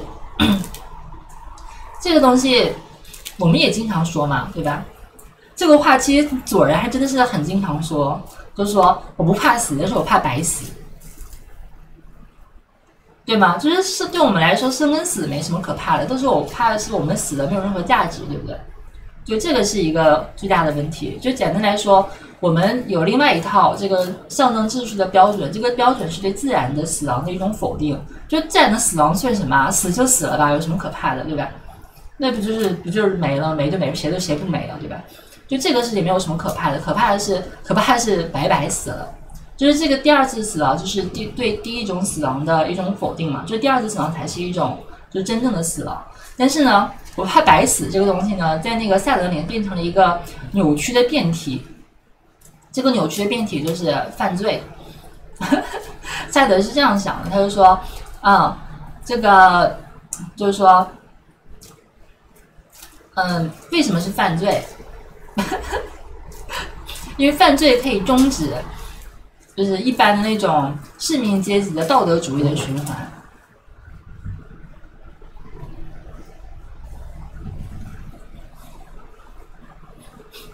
就是这种绝对的要走到犯罪的这个地步，我就是要犯罪，因为只有犯罪才能解决这个自然主义的循环。但是事实上，萨德的这个犯罪跟我们一直讲的这个，就是他在 radical 的这个程度上啊，在这个激进性的程度上，事实上是什么？你想想看，你想想看，不就是同性房子吗？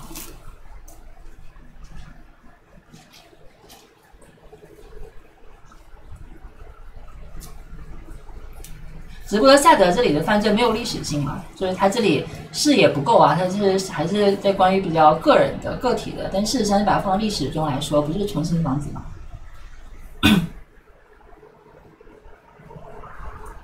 就这里我没办法讲得太明白啊，就是举个例子让你们大概理解一下这个意思，就是你要终止这个所谓的保守的，因为所谓的保守主义不就是幻想那种自然的循环吗？Balanced 的、保守的、moderate 温和的、自然的 natural 符合天道、合乎人性这种循环。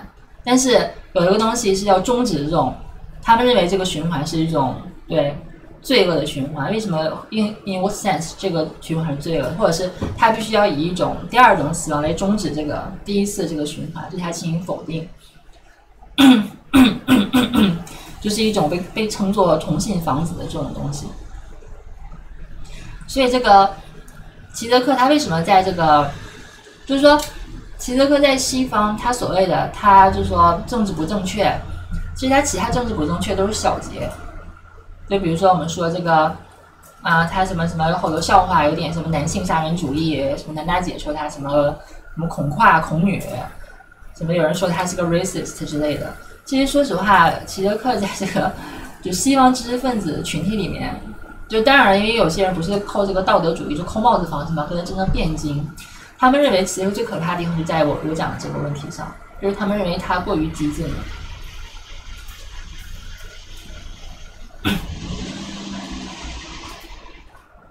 总之这里面这个拉康的扭转就是说，萨德这个为了这个终止就是第一次自然的循环而做了激进的犯罪行为，这个行为难道不就是康德意义上的伦理行为吗？康德意义上的真正的绝对行为吗？因为他做这个事情仅仅为了做这个事情，他没有为了做其他的事情而做。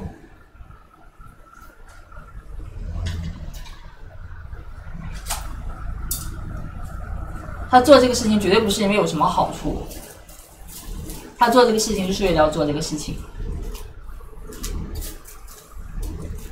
就是一种激进性。然后这里面前面那个例子是，就是说他们用来反对这个康德的例子，因为他们觉得康德这个例子不够康德，举得不好。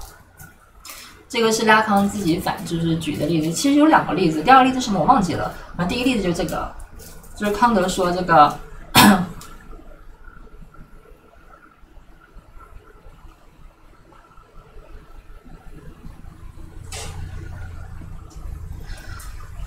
康德说那个，就说这边那个为什么性就是说 sex 这个事情是 pathological， 就是性行为是病态的，不是人类真正的自由跟绝对。因为前面有个绞刑架，然后如果你跟这个女的，你跟一个女性发生了，如果你今晚上跟她睡了，你明天就要被砍头，你看有没有人会继续干这个事情？你不干对不对？那这个还是出于一种偶然的、任意的、利益的考量、经验性的 empirical 的，不是一种这个 principle， 不是一个 reason principle 的行为，所以性行为就不是绝对的。但是拉康说，但拉康首先指出了他这个例子其实不合适嘛，对不对？就一个是没命，就是说你这个不对称嘛，不是一个对称选择，因为一个是有快感但是没命，一个是那个。就还是那个要命还是要钱嘛，对吧？就是你要是要钱你也要不到，连命都没了。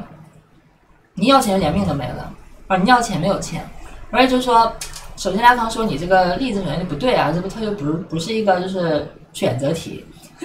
其次，其次，拉康就指出，即便是真的发生这种情况，就是说你跟一个人你跟一个人就是那个上床，第二天就会被吊死，还是会有人这么干的。所以他就是指康德说，他这个例子恰恰论证了性是人类绝对的自由，对不对？所以他就把这个康德跟萨德绑到一块儿去了嘛。确实是这么回事啊。他说不只是说你就是这么搞，也有人会这么干，而是说恰恰这个性的快感就需要这个绞刑架呀。你没有这个绞刑架这个事儿，这个性的这个刺激，这个性的这个那种崇高的快感从哪儿来呢？那它就是需要，它恰就需要这个绞刑架呀。那在这个意义上，你说这个性我需要这个绞刑架，你举这个反例不是自证了吗？就说性恰恰就是人类的自由呀。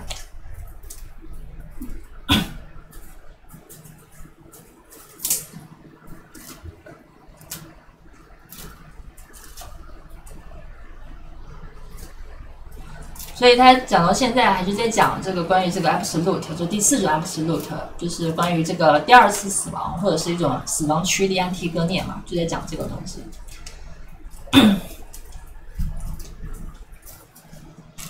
然后我讲到现在，他后面讲那个例子你也听得懂了吧？那个例子就是刚才讲了嘛，他说那个意大利一个老情色电影，就是说一个男的跟一个女的说，我想跟你搞点坏的事情。然后那个女的就说啊，好呀，那我们你先跟别人结婚，然后你婚前你在你结婚之前 the night before 然后我们睡觉，然后这样就坏的啊，你要跟我结婚，然后我们俩在婚前进行性行为，这个事情坏的。然后后来婚前一天晚上，他们俩进行性行为，这个女的哇，我也忘记前面说这个女还是个男的，就问那个神父，然后很高兴的说啊，我跟神父说了，神父批准了，所以我们可以来做坏的事情了。然后这个事情进行不下去了，所以齐德克就是说这里他就是齐德克这个例子来解释拉康的这个康德同萨德的意思嘛，就是性这个事情恰恰是它是 non-pathological 的，它恰恰是不要任何的好处的，恰恰不是要任何什么 reason 什么这些东西的，跟那个康德对，跟康德那个伦理行为 ethical act 是完全一样的东西。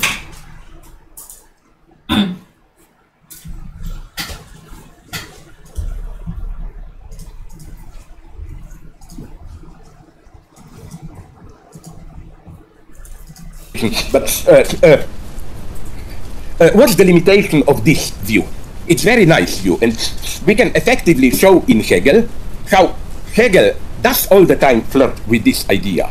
Not only in sexuality, typically Hegel misses it. For Hegel, unfortunately, sexuality is just pathological, biological sex, and the only human dimension of sexuality that Hegel sees is through its culturalization. Instead of hitting if you are a nice lady, and if I were to be younger, instead of hitting your head with a stone and then bam bam, I write you poems, all the bullshit, I buy you presents. The idea is that the same natural substance as in animals is just elevated into a cultural form. But it's very strange that he doesn't do it. What Hegel doesn't take into account is that it's not as simple as that. The moment we are in human dimension, yes, we have cultivated forms, poetry, rituals, but what they try to control is not natural sex, but a strange excess of a deadly passion which already disturbs nature. Think about pure passion in the form of Tristan and Isolde. Their passion is clearly out of the social order. They talk about the domain of night where all symbolic rules disappear, this deadly passion, but this is not nature. This is a passion. So the theory here is that between natural and human, there is a moment of negativity, a deadly passion, and we can arrive at human culture only through this passage. So that sexual customs are an attempt to cultivate, to gentrify, not nature, but precisely this excess of wild human freedom. Okay, you find this dimension also in Kant. I will not lose time here. I only want to draw attention to a fact which I developed in one of my last books of how Hegel has two other beautiful examples of this, which are of course both problematic. One, Hegel at his Foucauldian best is, at the beginning of his so-called anthropology, he develops a unique, totally Michel Foucault following Foucauldian theory of madness, where he says that our human mind, with his discursive abilities, reasoning, appears structurally as a defense against madness. That you don't have animal, human. In between is a moment of madness, when we lose our roots in nature and so on and so on.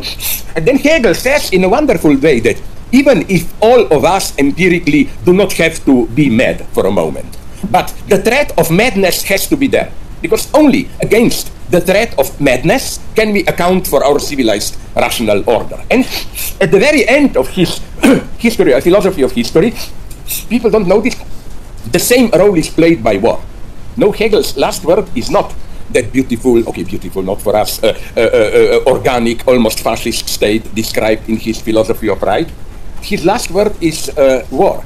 He says that, and he gives a very good reason, which I think is our big problem today, how to overcome it. He says that basically all our ethics is grounded in the threat of war. In what sense? We are citizens here of this city-state, me or my city-state, whatever. And we are allowed to pursue our ordinary goals, welfare, whatever, but the moment of truth comes, and the highest ethical act for us is, are you ready in a war to sacrifice your life? There you are reduced to your pure ethical substance. There things are for the real. Now,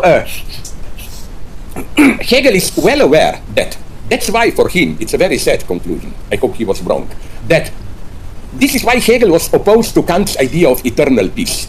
He says that precisely if you take this eternal threat of war, you never know when there may be war, you will be called to do your duty. This is the precisely what, I'll put it like this, what in relation to other countries or states is crime. Hegel admits it.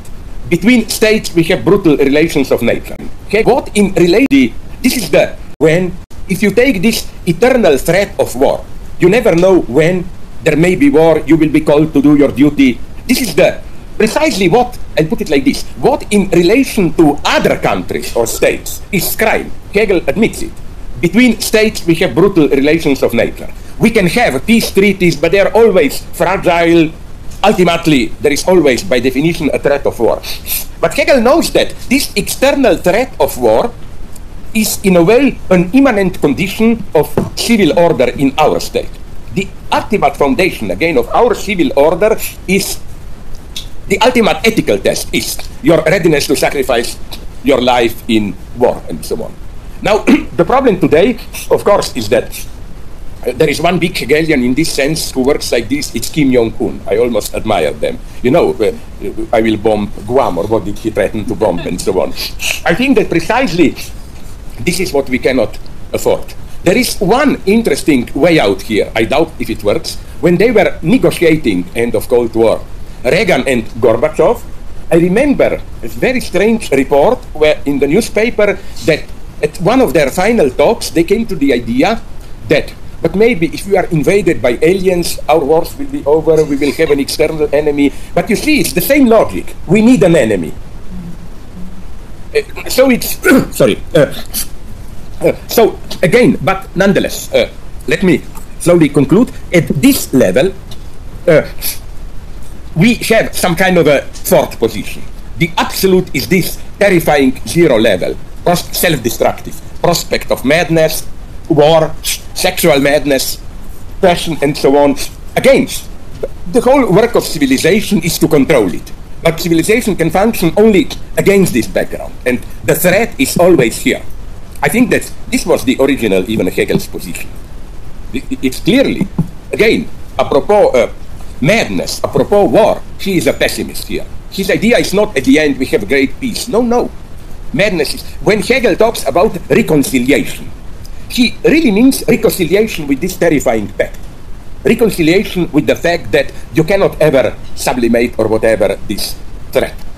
So this would be the fourth level of contact with the absolute. Now, if you allow me a little bit of time, and then, because I will do what I promised you. Again, I'm betraying you. That's my nature. You know, I think that the subtitle of my talk could be Lenin in, you know, my eternal joke, I'm sorry to mention it, Lenin in Warsaw, you know, a young Komsomol guy screwing, that's an old anti-Soviet joke, Soviet joke that I like. If you don't know it, There is a big painting exhibition in Moscow, and visitors are shocked to see on the paint, you see Nadezhda Krupskaya in bed, Lenin's wife, being fucked by a young Komsomol member, passionately. And then the title of the painting is Lenin is in Warsaw. And then the perplexed visitor asks, but why this title? Where is Lenin? And the guy calmly answers, Lenin is in Warsaw, no? That's why she can be doing this in Moscow, no? So maybe in this sense, you can say, you know, like Lenin in Warsaw is my sex and the absolute, you know. It's out there as a title, that's why I will not talk about it, you know. But seriously, so if I will not be able to do it today, but I will nonetheless give you a hint, nonetheless, if I can, as always, rely on you.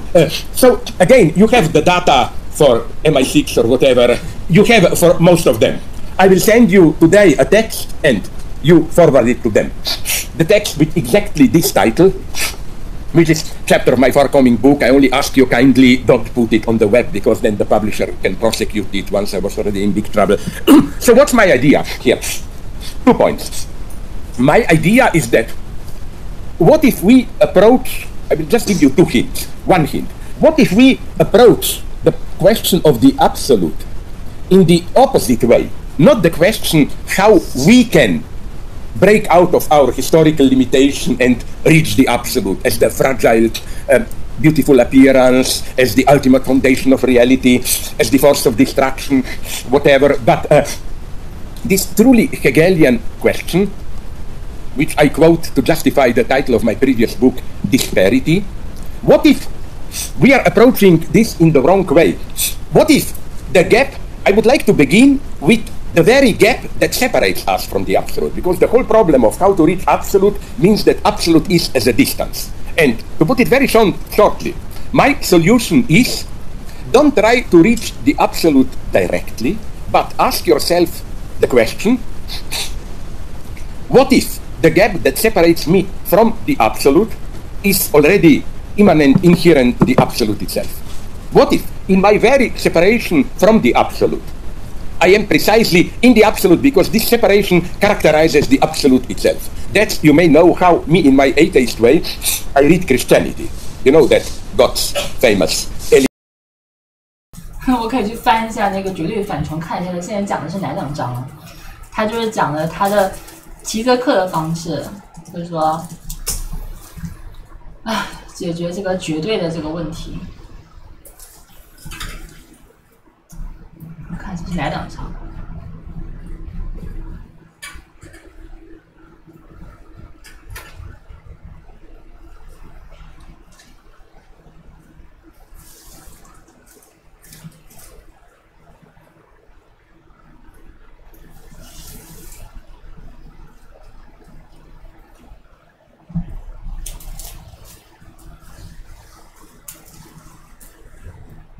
好像就是 The Absolute， 就是这一章。这个我前2天读的非常精彩，我感觉就是这一章。他说他会被出版商起诉，所以他在这个讲座里一直不敢提这个书，他怕被出版商起诉。应该是就是这一章，他最后讲了他的解决方案，就是说。你跟绝对的这个距离其实就是绝对，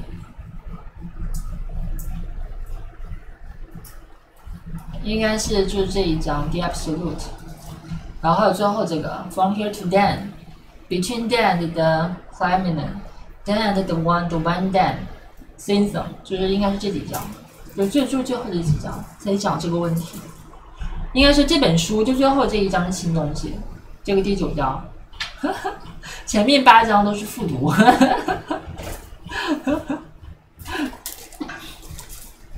他就是为了讲这个第9章这个结论，然后把他前面那个老例子又重新以一个就是说一个布局重新排了一遍，改几行字儿，差不多就这个意思。就是说这本书事实上你可以只看这个第9章。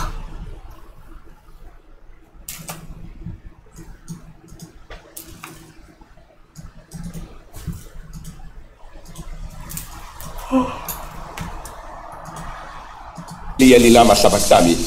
God, why, Father, why have you forsaken me? This is how in Christianity you identify with God. You identify with Christ at the very point when he feels abandoned by God, which means your separation from God is a separation of God from itself, which is I am already in. And I go very quickly here. This brings us, this horrible separation, to Kantian notion of the sublime. I will not go into this parallel. It's explained in all my last books between Kant's antinomies. You will get this in the manuscript more in detail. Kant's antinomies and Lacan's formulas of sexuation. But let's limit ourselves to the sublime. The sublime, Kantian sublime, of course, not the usual, is the idea that we can experience the absolute only through our very failure to experience it. We try to do something, we fail it, but precisely in this failure, the negative image of absolute shines through. Like that's Kantian idea, for example, of the dynamic absolute. Storm, horrible thing, something which, and Kant's idea is even the strongest storm cannot capture the strength of the moral law in myself. So precisely through being exposed to a natural disaster, negatively I experience the spiritual dimension, but only negatively, in the failure itself. And now you will say, but what has this to do with sexuality? Ha ha ha. Or you can say, but this has not, this is just Kant. Sorry, not in his name. You see, this is why people accuse me. Like, you as normal people would say, why did I even think about it? Why didn't I? Fuck it, I was created like that as God. No, seriously, no. You know that Kant sexualizes sublime. You know where? In this wonderful early writing, which is later taken over in his critique of judgment on the sentiment of beautiful and sublime, where Kant, in a male chauvinist way, I reject that, identifies beautiful with feminine and sublime with masculine. I claim he was wrong here, feminine and sublime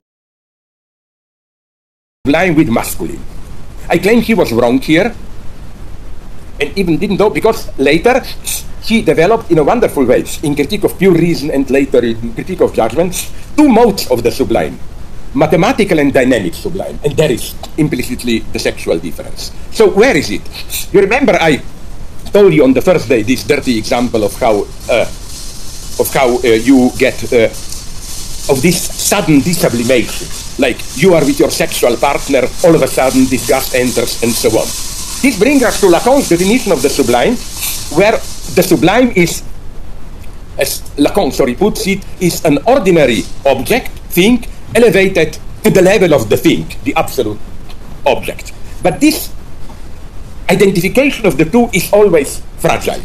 When you are in erotic trance, the beloved is an ordinary man, woman, elevated to the level of the thing, but this can all of a sudden desublimate itself. You just get, and what I would have said is that this very gap is the only way that in sexuality we experience the absolute. Not in the vulgar New Age way, oh my God, I screwed your brain out, it was absolute pleasure. No, it's never that. But it's simply, and that's the beauty of sexuality, that you always miss it, the ultimate experience. But through this missing it, it's there. It's there as a negative echo. That's why I claim, I don't have time to develop it, it will be in the chapter that I will send you. That's why I think that Catholic Church is so opposed to just sexuality which does not serve. I never got it. I always repeat this point. Can you answer me? I had debates with priests, with bishops in Germany, with these.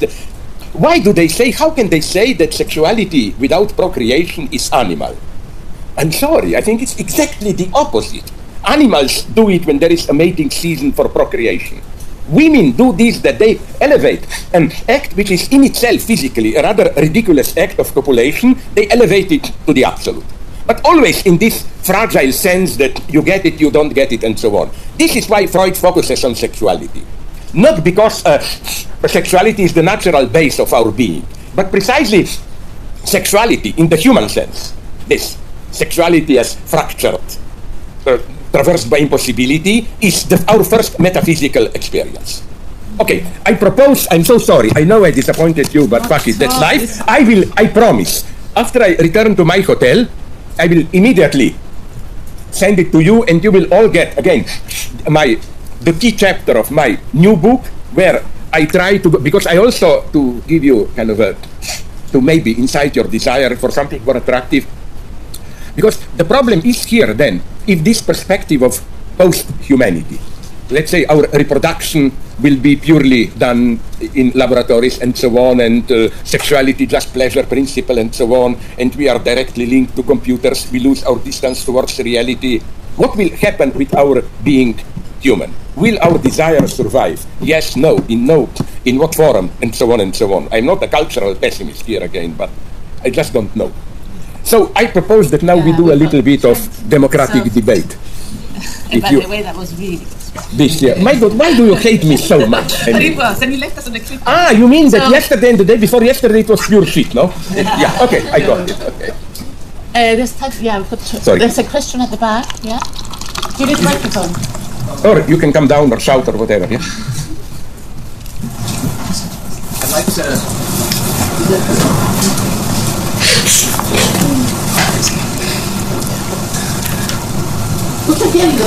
Okay. I'd like to just engage with the question that was asked in the last lecture about the difference between Lacan and Jung. Yeah. Because I've been reading a lot of Alenka Zupančić, What is Sex? Yeah. And the formula she proposes is that there is two because the one is not. Yeah. So the not one is presupposes like the absolute reality, like absolute negativity.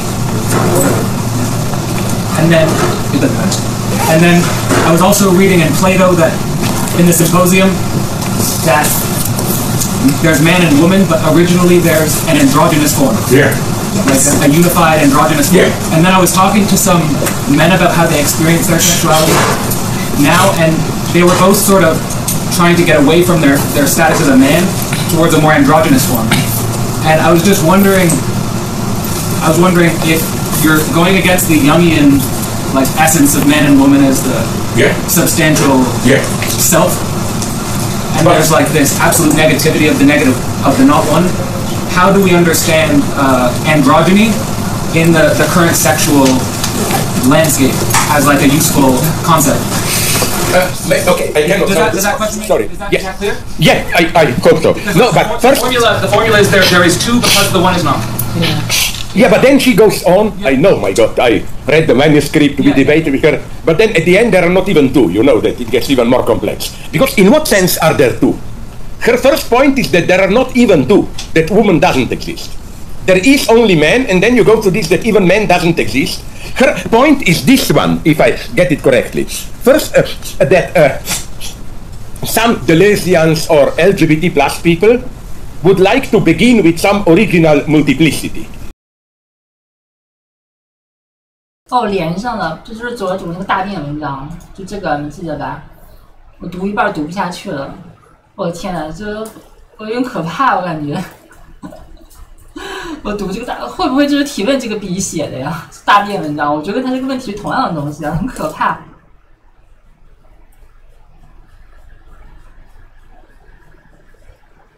他就说，让我来当个话事人。我跟你们说，拉康根本就是不反多元主义的，因为拉康说，在这个性化之前，弗洛伊德也这么说，有个多态倒错的阶段，就是人就是雌雄同体的，就不分男女的，人就是都是性变态。然后他就说，所以你看来拉康并不反对多元主义，因为本质上我们都是性变态啊，我们都是性少数。他很高兴的宣称这一点，我的妈呀，我真是惊呆了。他怎么想的？这个人就是从一些原始的多样性开始。Their view, to which me and Alenka are both totally opposed, is that originally is neither one nor two. They are both that metaphysical, binary, monotheist, but some kind of originally dispersed multiplicity, and then, as a force of social oppression, the binary form is imposed. You have to choose being one or two, and so on. Now, let me give you, I hope you will swallow it, a very abstract theoretical answer to this one. Alenka Zupančić's point is that one is not one in the sense that it's in itself failed, which means always accompanied by a lack or surplus. And as I already improvised on the first day, I think feminine subjectivity enters here. It's a very nice Hegelian feminist view. When Hegel says The point is, his most famous passage, to conceive the absolute not only as substance but also as subject.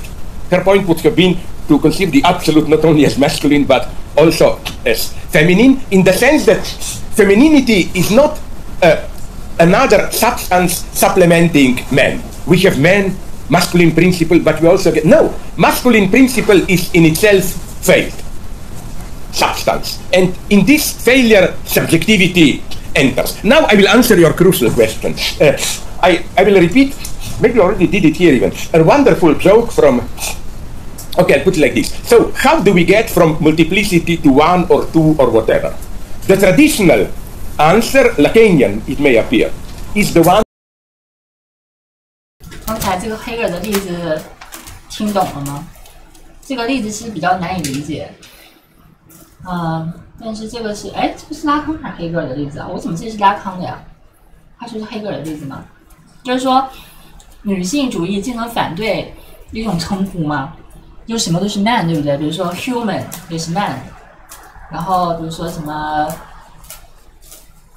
spokesman， 什么什么都是 man 嘛。他的意思是 man 是用来代表人类的，因此 man 是一个 privilege 的地位，有特权。然后 woman 在这里，或者是 female 女人或女性在这里是那个被忽略的、被歧视的。但是这个刚才这里的观点是谁说的？是拉康说的还是黑格尔说的？我也不记得。然后这里他的论点就是说，当你用这个man 来指代人类的时候 ，mankind 来指代人类的时候，这个 man 就已经是个失败了。因为这个失败就是一个表征的失败嘛，因为表征就意味着有个剩余嘛，对吧 ？human 是什么 ？human 是什么 ？human 人类是什么？人类只是这个男人吗？就是说，当你用男人来指代、来表征人类的时候，它就已经是个失败了，因为它就已经不全面了。所以女性并不是在这里面被忽略的那个，或者说是一个补充，就是说男性失败了，然后男性再加上女性来补充，不是。是这个 woman 就是一个已经失败的男人的主体性。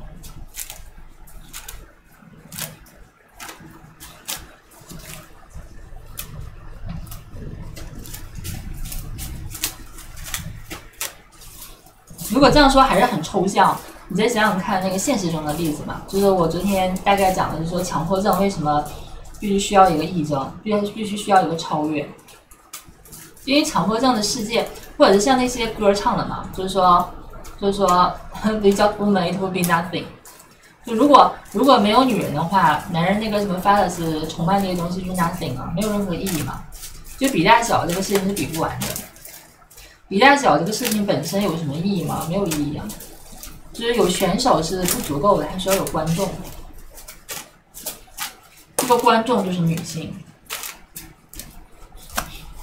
就如果没有观众，选手在那边拼死拼活，我第一你第二，又有什么意义呢？不是没有人给他鼓掌。所以这是一个非常就是粗浅的例子啊，就是大概这个意思。就是说，在这个结构上，并不是说男性跟女性是一种对称及补充，而是男性本身就是一种失败，就是他们做的这个表征、这个象征秩序是一个没有意义的事情。如果没有外部那个超越的话，没有这个超限级把这个空间敞开的话，就没有意义。它就是一个封闭的形而上学的世界。但这里面 ，Here comes the most wonderful view， 也就是我即将阐发的理念，就是说在这里面性少数是什么？在这个看似只有这个锚定与超越的男性跟女性的宇宙中，性少数是什么 ？LGBTQ 什么什么，他们是什么？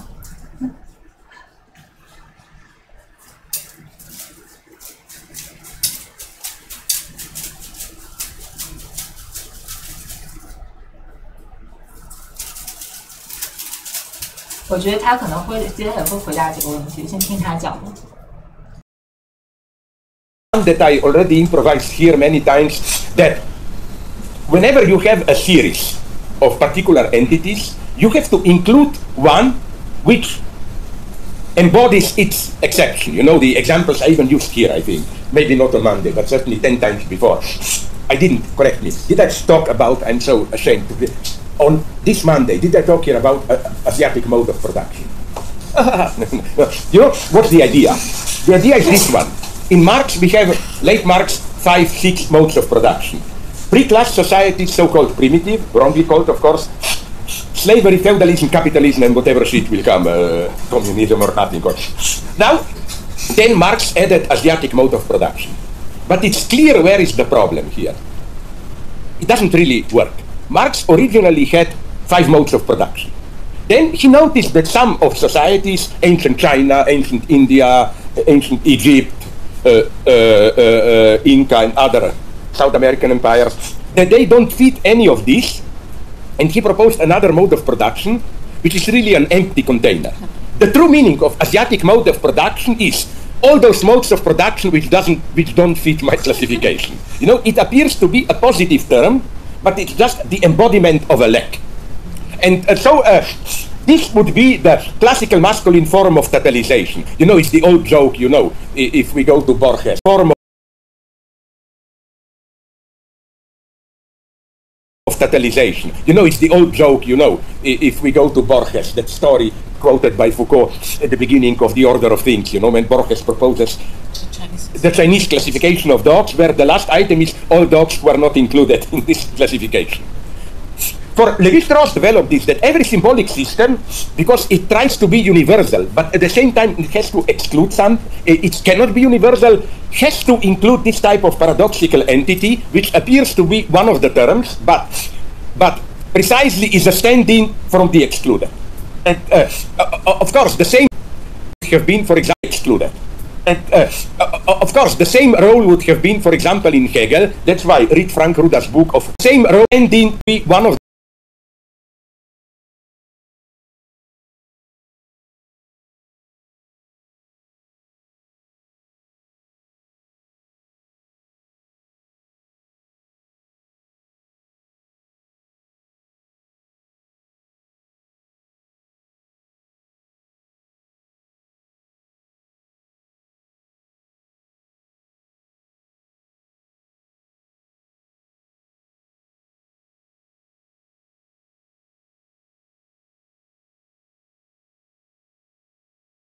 the terms, but precisely is a stand-in from the excluded.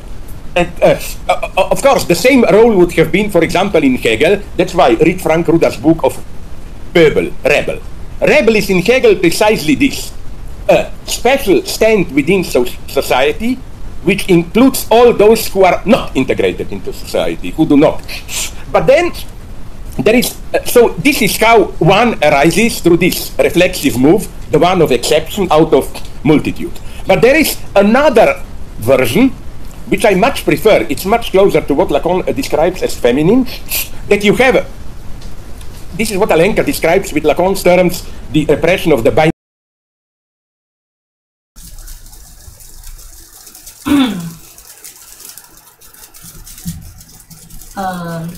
先听着讲完吧。我这里帮助你们理解一下，就是说他前面讲了这个关于就是那个亚细亚生产方式的问题嘛，这里你们听懂了吗？这里面你们有没有听懂？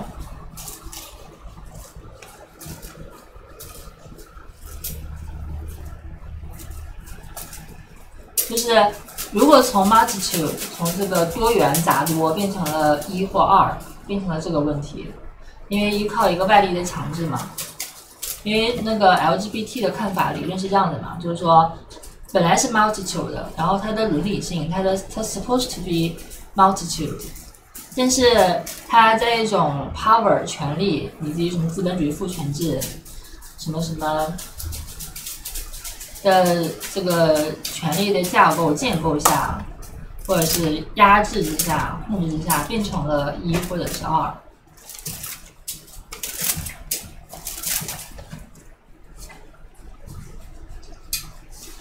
然后这里呢，皮特克先指出了一种男性式的普遍性 masculinity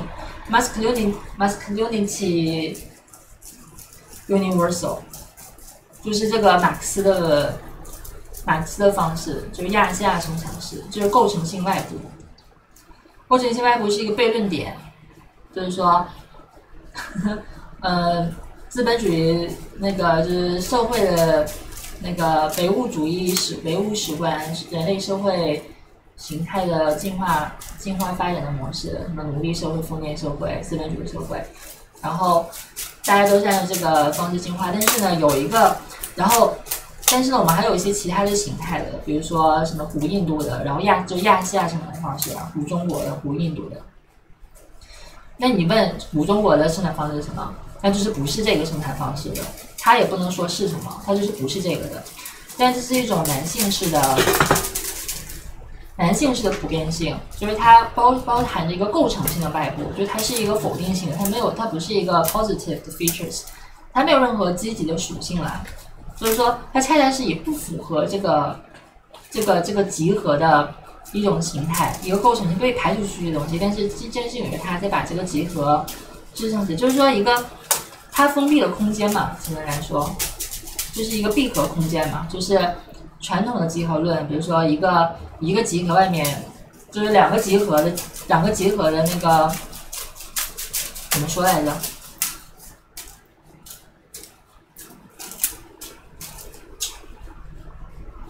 两个集合如果说是没有交集，那么一个集合就是另一个集合的补集，是这样说的吧？两个集合如果不相交，那么一个集合，我忘记这个集合论怎么说的了。就是大概就是这个意思吧，我们先稍微理解一下。他说这个就是一个 masculinity 的，就是男性性质的普遍性。然后下面马上要讲非权了，就是女性性质的普遍性是什么 ？Binary signifier. We have the couple, one other, masculine, feminine, but the other one doesn't have a signifier, and at that element to fill in this lack, multiplicity enters. The example, I'm sorry to repeat myself endlessly, that I like here is Woody Allen's early movie, Love and War, a parody on Tolstoy, War and Peace, and it's all about Tolstoy. Now, which is the binary signifier to Tolstoy? Dostoevsky, for us. And you ask yourself, where is Dostoevsky here? And he does, I don't like Woody Allen too much, but here he does something very intelligent. The repressed returns in just one dialogue among two actors there, where the name Dostoevsky is not pronounced, it remains primordially repressed, but in an ingenious way, I love it. All the great Dostoevsky novel titles are included. What happened with that idiot? You mean the guy who committed the crime and got the punishment? Yeah, that Karamazov brother. Oh, he became a gambler and so on. No, this is the model. The multiplicity comes to fill in. Not only multiplicity, even I would say that would be the ultimate Hegelian Lacanian dialectic. It's not just that we have a basic opposition, like yin-yang, and then it's subdivided into species. No, we get species because of the failure of the first big opposition. That's why, again, we can read in this way LGBT+, either LGBTQ whatever, multiplicity, and then a plus, and this woman is this plus as such. This is why I would have said, that's the formula that came to me. Woman is not more than man. Woman is this more itself. Or another way, you reminded me of this, that Alenka puts it, that's why we should not, from Lacanian standpoint, identify gender and sex. Gender with the classification of you are a butch, you are a this, gender, what is missing in gender classification is precisely the tension that defines sexuality as such. So again, the idea is that we have a strange situation where gender and its species are on the same level. We have a gender which is deprived of its counterpart, and then we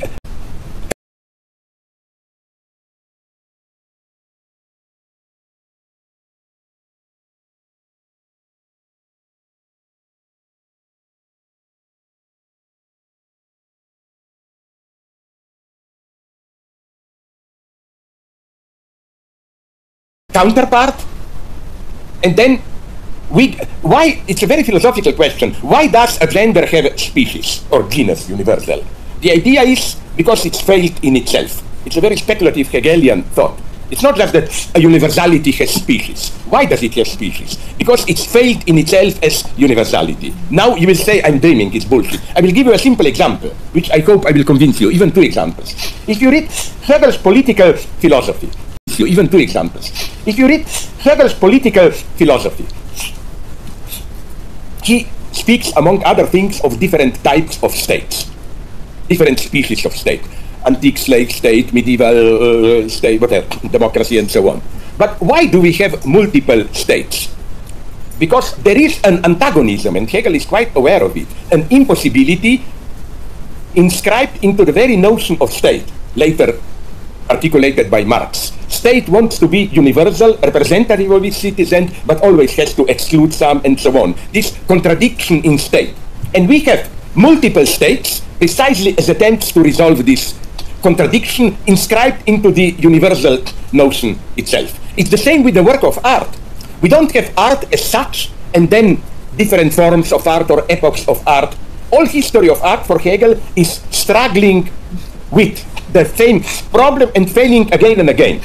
So what is Hegel's solution? It's a very simple, effective one.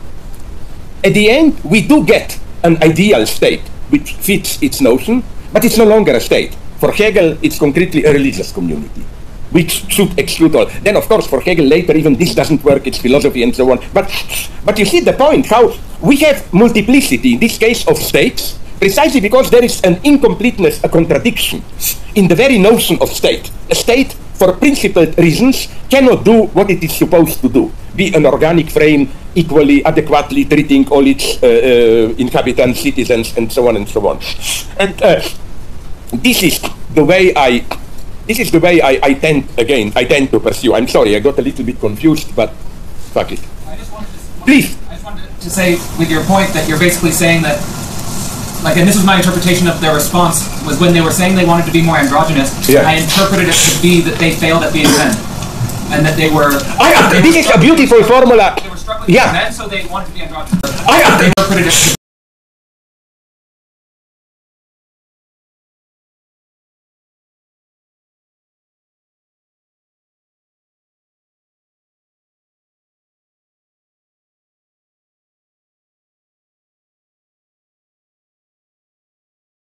to be that they failed at being men, and that they were...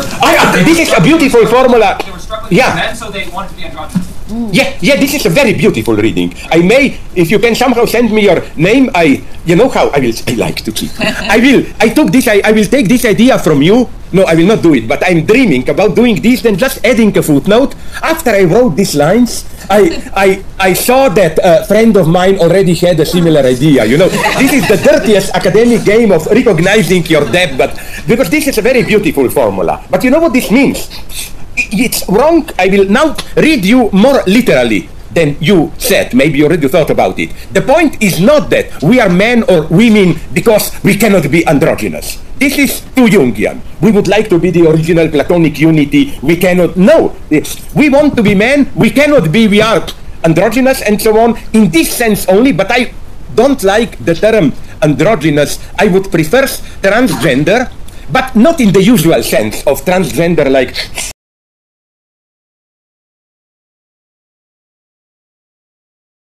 This term is used in a too common way today because, you know, for example, in what sense, I never got it, are people who turn like Bradley Manning, Chelsea Manning from men to women or other way around.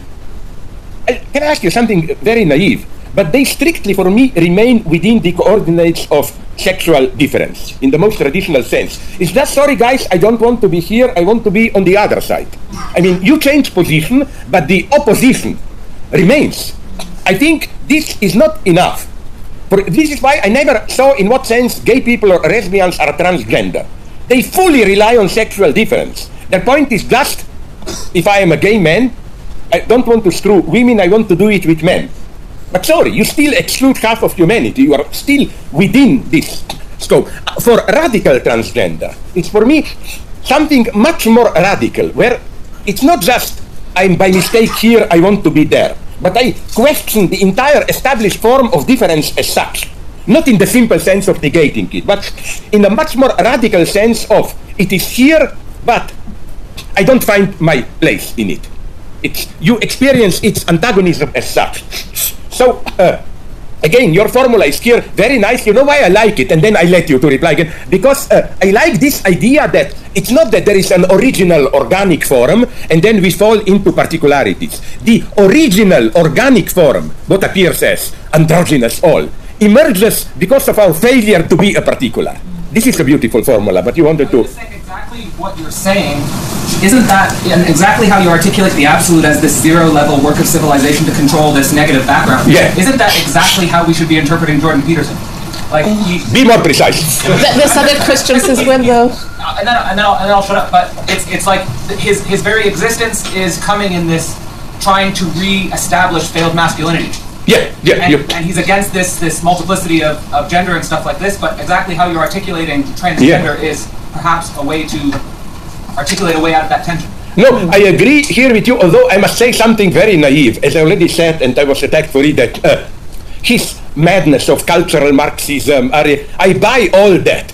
But his New Age Jungianism, I will never, like, I'm ready to talk with fascists, but not with New Age people. Sorry, I'm getting a little bit tired. Cannot we say, fuck you, we love you, but, and then see you again? That's it. Okay, one question more. This gentleman had a my question question. actually goes back, so I don't really know that it's that interesting, so I'll just put it in as an observation, which was the conversation you had about the nature of nature, which is kind of interesting. Yeah. And there's this wonderful Banksy piece of graffiti that shows a supermarket trolley in the middle of an ocean with the goldfish sitting in the middle of that trolley and the shark circling the goldfish, which was the human in the middle of it. But the thing that particularly interests me about that, which was the area that you talked about with the human and the pre-human, is that the issue that there is environmentally now is this release, if you like, of pre-human capital. And by that I mean in the way that capital in Marx crystallizes labour.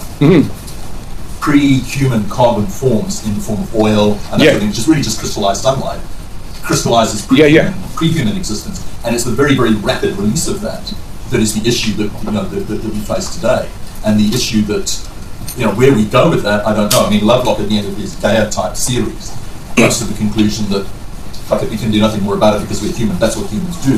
So, do we care about it? Well, do we care about it because we're human? And you've got this circularity of reason going on there. And so that was an area that I No, but it would be nice to pursue this path, because although this may appear anachronism, but I think sometimes to read it anachronistically, like something that was obviously there without humanity, to read it as fossilized capital and so on. That's the proper historical approach. This is how I apply to Marx. When T.S. Eliot, your great conservative, I always quote him that famous sentence, how a really radically new work of art doesn't just introduce something new. It forces us to rewrite, to change the entire past. That's what capitalism does. You cannot say we are just projecting. No, in some sense today, oil reserves are fossilized capital debt. And again, it's not just our false impression, metaphor, or whatever, And I what I try to avoid here?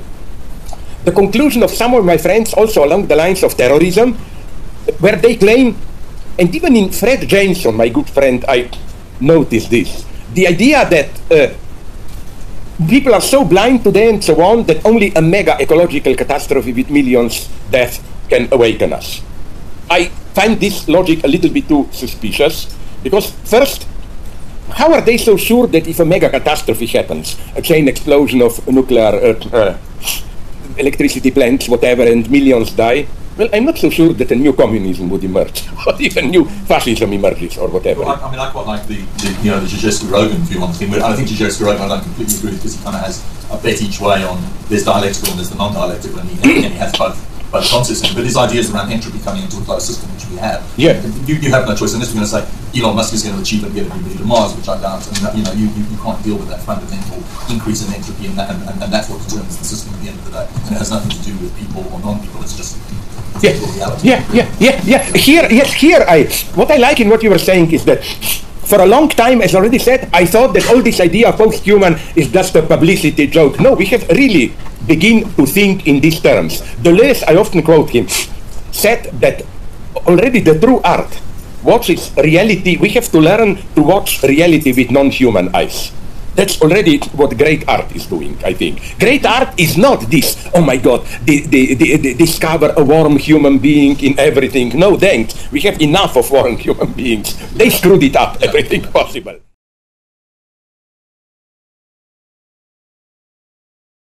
don't have gain of our and beautiful immediately.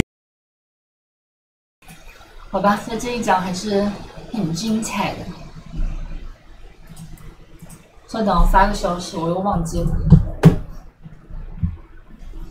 又忘事情了，干嘛来着？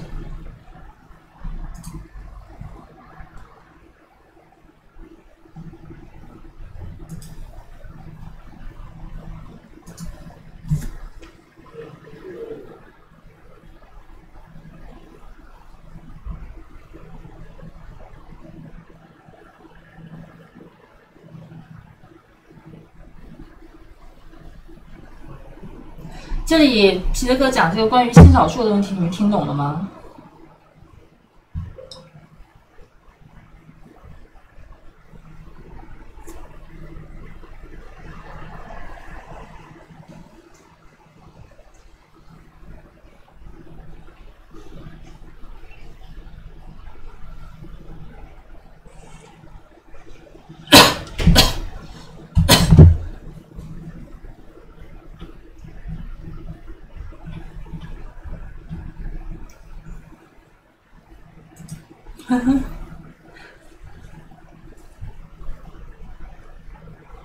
没听懂啊。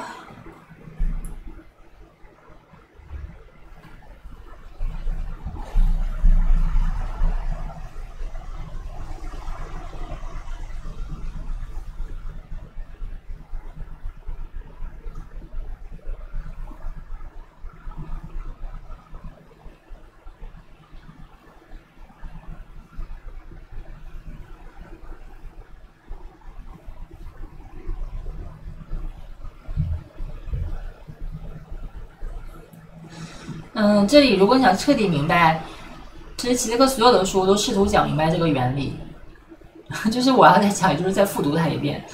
我估计你们也很难再听懂这个问题。就是总之，我们有两种普遍性，一种普遍性是意识形态普遍性，一种普遍性是这个敞开的普遍性。我把它的理论简化一下跟你讲。就一种普遍性叫意识形态普遍性，就是说 ideology universality， 或者是他所说的 masculinity universality， 男性性质的普遍性，或者是这个叫什么？就是构成性外部。这个在意识形态中，他很多时候会讨论这个，只不过他不会把这个讲成这种类似很体系化的。因为体系化就变成一种分类学什么，他就不愿意这么讲。但就是为了便于大家理解嘛，给你们一个 whole picture， 你们可以这样理解，就是说 masculinity 的构成性外部是什么意思？就是他讲那个，他老举这个马克思的例子嘛，他有讲那个博尔赫斯的例子，对吧？或者是意识形态式的普遍性，就是说我们有资本主义生产方式，奴隶制社会、封建社会。那个资本主义社会，但是呢，有一些外部它是不符合这个分类学的，我们称之为亚细亚生产方式。你如果想让你这个集合变成一个就是全集好了，它必须得有构成性外部的东西，能把这个集合封闭起来，对吧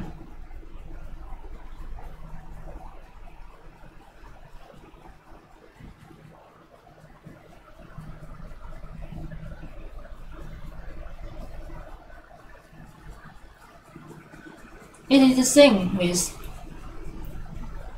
就是说，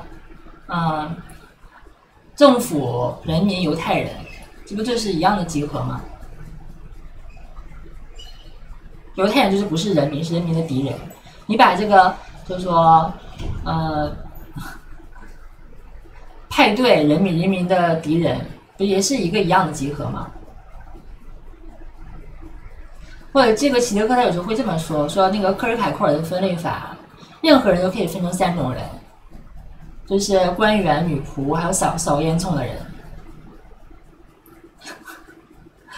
就是一个普遍性，它必须需要3个东西，2个对抗的，还有一个就是构成性外部的因素，就是它不在这2者之间对抗，但是它与这2者进行对抗，这样才能成为一个普遍性的封闭的集合。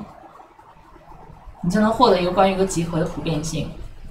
就是 A 跟 B， 就是一个集合，看似是比如集合里面有2个集 A 跟 B， 但事实上里面还有个第3个集合，他们共同否定了外面的一个集合，就是 C， 所以 A 跟 B 才能封闭起来这个集合，才能获得一种普遍性嘛。这个我数学集合论不是很好啊，有没有集合论特别好的来讲一下这个道理啊？我讲的很笨拙，但事实上我觉得用集合论可以把这个问题讲得很明白。就是你 A 跟 B 这2个元素怎么变成一个封闭的集合，是需要他们共同否定一个 C 嘛，对吧？就是你 A 否定 B，B 否定 A， 这个是不行的，因为他们2个没有封闭起来嘛。因为 A 跟 B 他们想拥有某种就是普遍性，普遍性就是 A 在 A 中只有 B 中也要有，对不对？你互相否定就是 A 中有的 B 中没有 ，B 中有的 A 中没有嘛。他们2个共同否定 C，A 跟 B 才能成为一个集合，因为 A 里面有 A 否定 C 的部分 ，B 里面有 B 否定 C 的部分。对，就你给它加个括号才行，这个他们才能封闭起来。但是呢，你这个始终排除出去的一个东西嘛，就犹太人，人民的敌人，境外势力，类似的，性少数，对吧？男人、女人、性少数，性少数就是既不是男人也不是女人，但是通过性少数，就是这个男人跟女人才能对立起来，然后才能成为一个真正的普遍性。如果没有性少数的话，男人跟女人没什么普遍性啊。男人什么不是女人的，女人什么不是男人的，就变成群差异了嘛。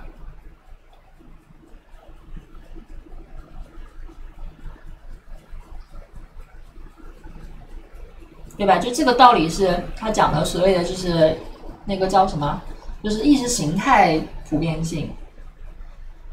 因为意识形态宣传不全部都是这样子的嘛，都是犹太人的错，都赖境外势力，都是万恶的这个美帝。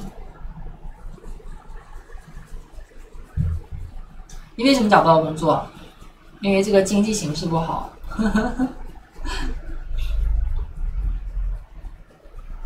对，外星人快来，就是都是同样的意思。说这个 universality 它就是一个 masculine 的 universality， 或者是一个 ideology 的 universality。但是呢，事实上这个集合是个什么样子的？就这个普遍性如何建立起来的？这个普遍性建立起来是它本身就是这个 A 跟 B。A 跟 B 不需要 C，A 跟 B 本身这个它就具有普遍性，因为他们的是，你这个 A 跟 B 是如何拥有一种普遍性的？因为 A 就是 A 失败了嘛 ，B 就是 B 失败了嘛，你后面可以无穷往里面加嘛 ，C 就是 C 失败了 ，D 就是 D 失败了嘛，就是没有不失败的。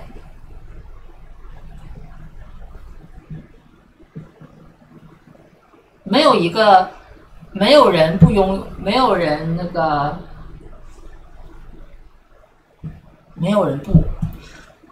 所以你这个集合就是一个，他们拥有共同的特征，就是他们全部都失败了。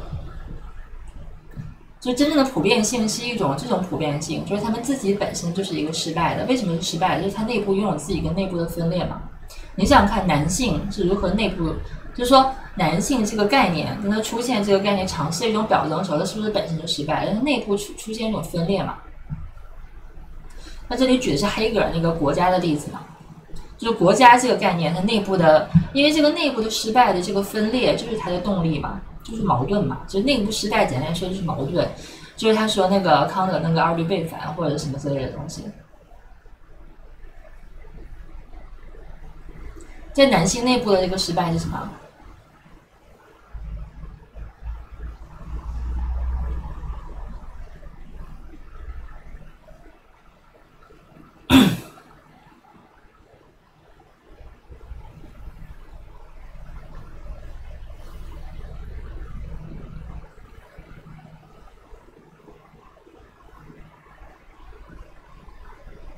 因为男性是一个 positive 的嘛，是一个积极的特征，对吧？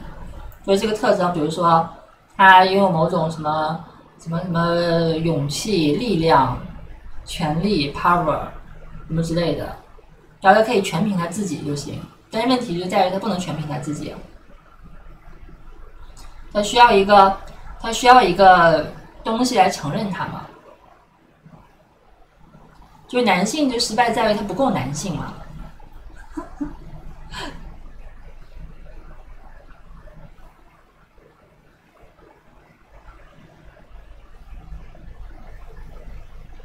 就是他做不到，他无法直接拥有那种肯定性嘛。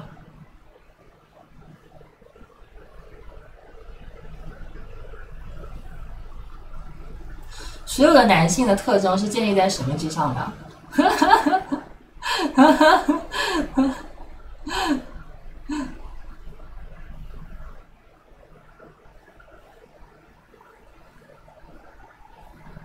所有男性失败都建立在他是个阳痿的，这个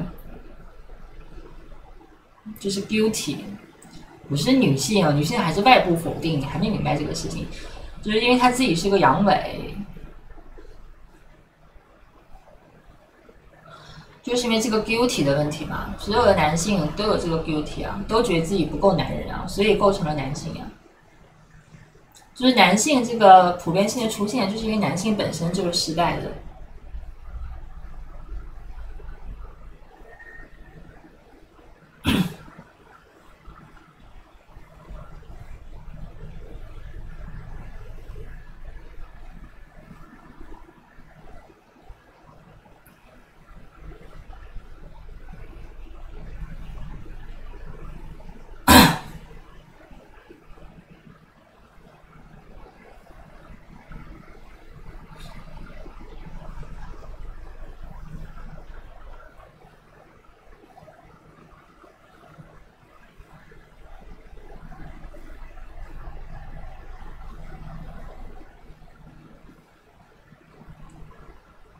想想看，这个齐德克有时候会举那个例子，关于这个 fundamental guilty， 齐德克会举那个烧着的孩子的梦，孩子跟爹说：“你没有看见我在烧着了吗？”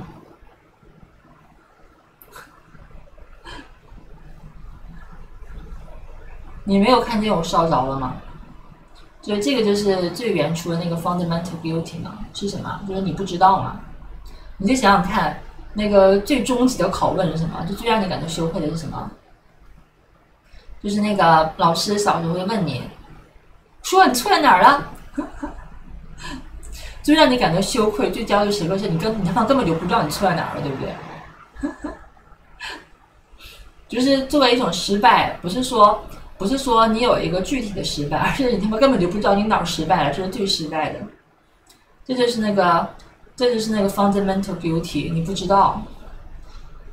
你想想看，那个齐德克讲那尔杜塞的那个意识形态循环那个例子，他就说，在这个被循环成主体，不是被循环成主体，被循环成主体之前，就有一个叫你那一刻，你有一个焦虑跟一个羞愧，就是这个羞愧就是我不知道，我他妈的不知道我为什么要被叫 I don't know， 这个东西不是在这个循环之前就已经有了吗？不是更鲜艳吗？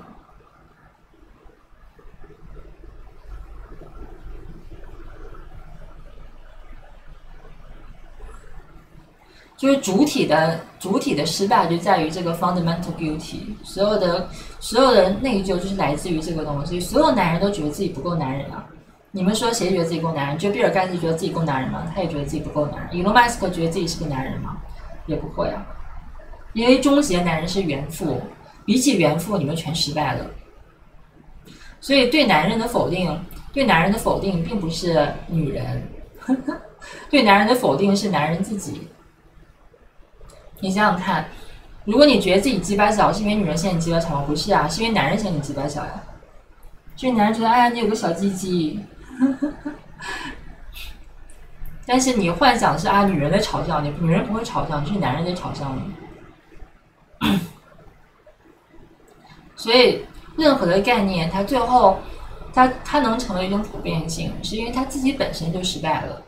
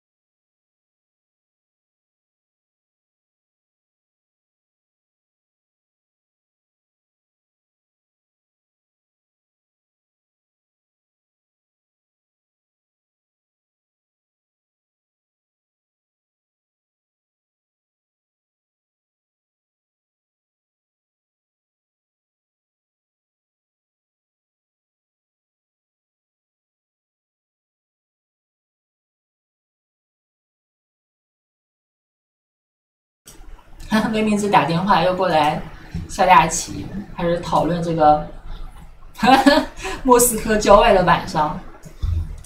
这个我估计他会出视频聊吧之类的，到时候你们看吧，我就不给你们转述了。总之，他又开始站在第2层来讨论这些问题。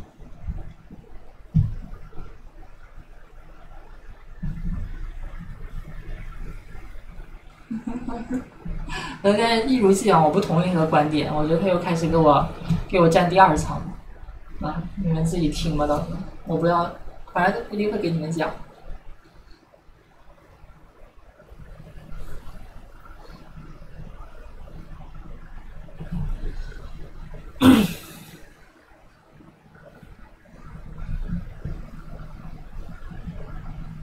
他什么观点？他永远是那个站在第2层的观点，你没发现吗？他永远要否定就否定。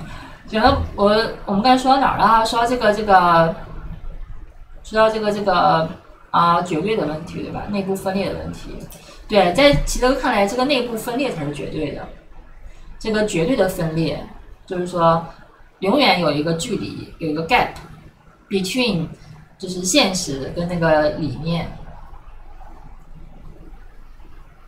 但是现实跟这个理念中这个 gap 这个东西是在本体上的，不是在你的观念，就不是你的观念有的问题，是本体上的就是这样的。他永远不能是他自己，因为当他是他自己的时候会怎么样？他就会变成另外一个东西。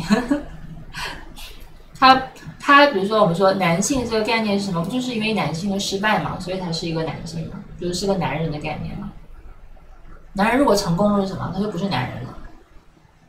男人成功了，他就变成什么了？他会变成神了，对不对？他就变成另外一个概念了。所以说，这个男人这个概念，这个人不就在这种 finitude， 就在这种有限性，在于这个问题，或者变成排位，就变成死去的原父或什么的。就是他这个问题在于他就是不能成功，不能是他自己。所以男人这个概念本身就已经失败了。所以你想想看，就是这里。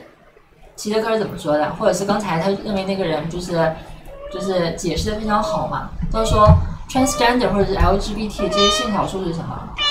他们本身就是男人呀，他们就是失败的男人，或者是男人就是性少数呀。因为男人本身就是失败了嘛，他的失败就在于他必须要依靠他的男性 masculinity， 他必须要依靠排斥这个性少数来建立自己的男性性。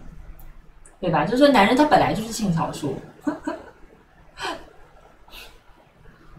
你为什么性少数？因为你非要排斥性少数啊！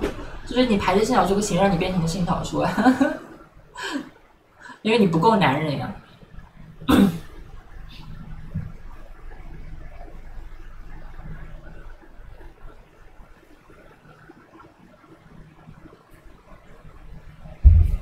你要真的是个男人，你为什么排斥性少数？你不是要包容性少数吗？你不是要给他们鼓掌吗？你为什么会觉得性少数威胁到了你的 masculinity？ 因为你就是不够 masculinity 了，所以你害怕它威胁了你。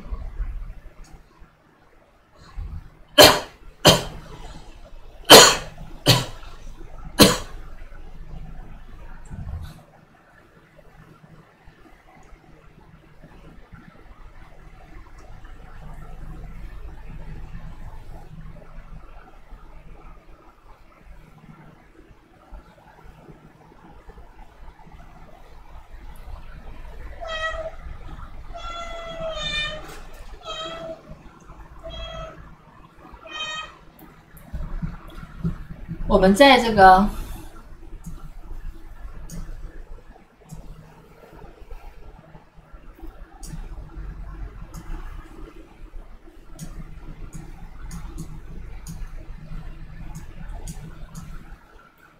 人民昨儿发了一篇文章，我们读一下，我还没来得及看。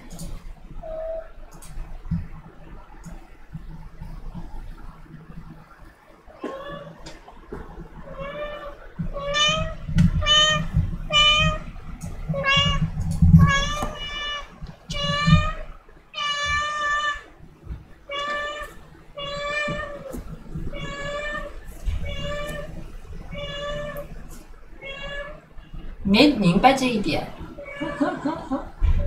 没明白吗？那我再讲一讲，就是这也是我一贯的立场，就比如说那个有些女性强调这一段大家受到的这个什么压迫、忽略、性少数受到不公平的对待之类的，说他们的所遭受的痛苦跟焦虑，难道男人不要经历那些东西吗？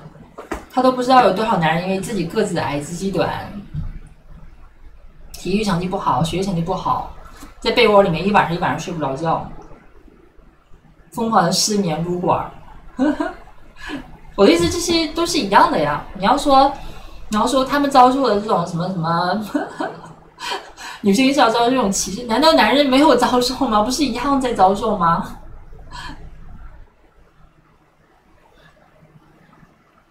就是大家都是失败的，没有什么谁比谁更受害。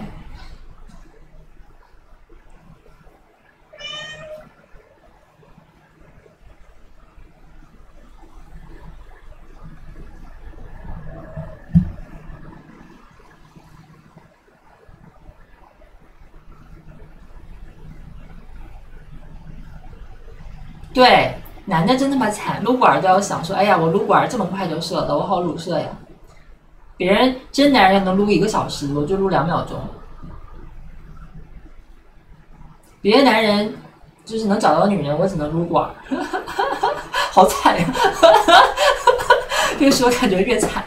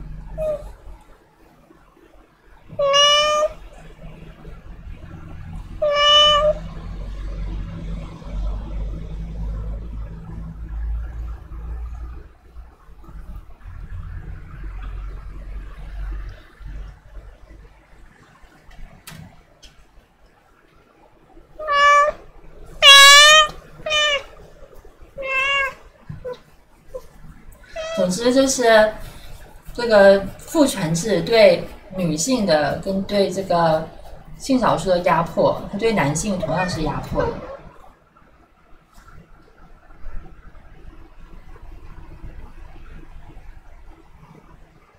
其实我觉得有一个很有趣的现象是，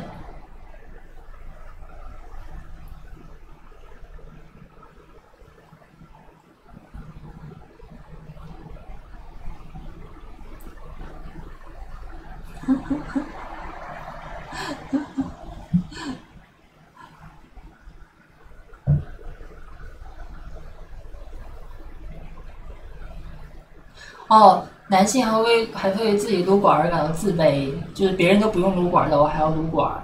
真正的男人都要禁欲的，真正男人可以禁欲，我竟然连禁欲都做不到。然后我只是想出10000种男性 PUA 自己的方式，就不论怎么样都是失败的。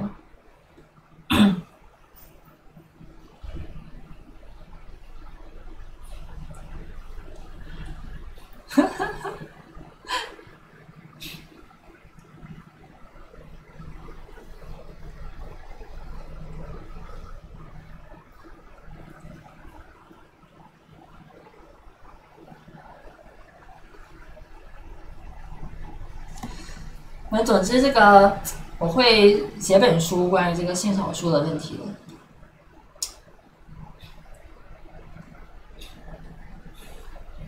对，不自律。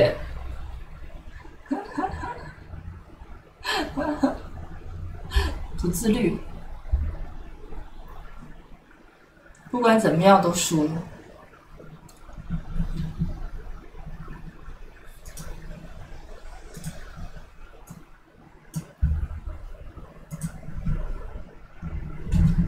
对，一本性少数的书，但是讲男性的。你说的很好。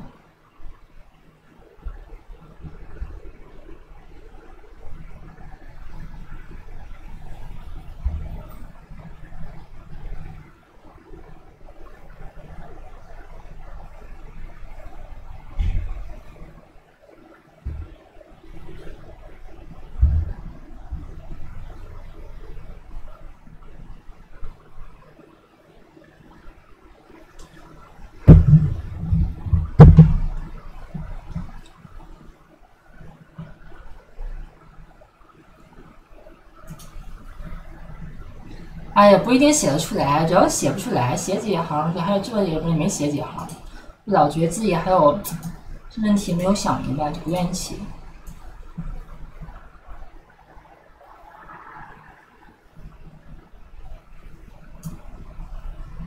对，不自律，其实问题是自律了也没有用了，因为你自律了，你也输了呀。你竟然还需要自律才能学习，别人根本就不用学。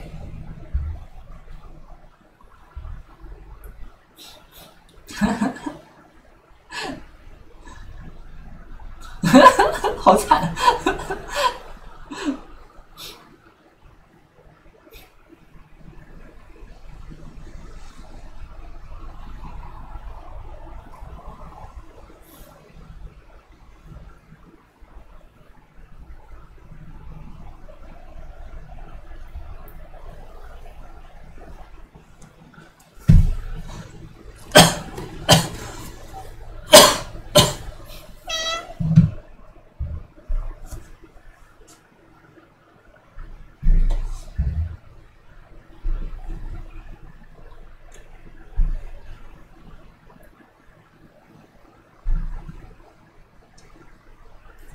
但是不用学的天才也输了，因为不用学的天才是陪太子读书，不如人家有家世有背景，然后有家世有背景也输了，不如别人白手起家，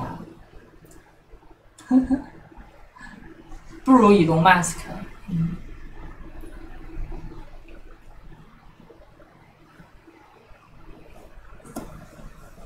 所以终极的强迫症幻想就是安兰德写的那个天才建筑师，全依靠自己的，不依靠任何人，不依靠任何社会关系，完全凭借自己的聪明才智，在孤岛上一个人对抗全世界，实现人生目标。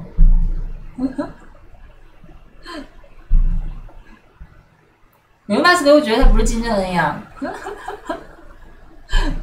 世界上最成功的80后又不是伊隆马斯克，是金正恩呀。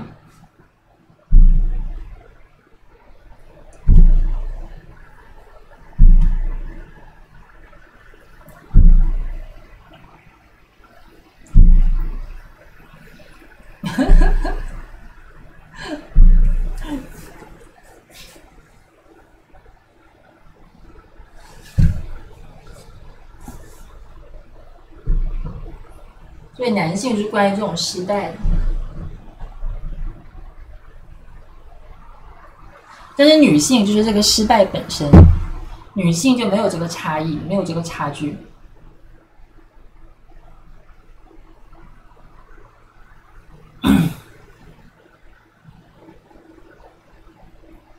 因为男人进行比较的这个快感的中介物其实就是女性啊。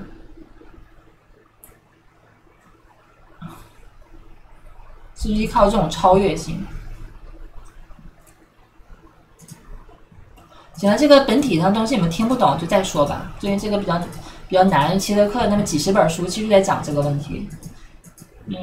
其实每次你们讲到最后，其实你们都卡在这个问题上。最后其实就是一个视角的转换，这个已经就只能复读了，只能复读了。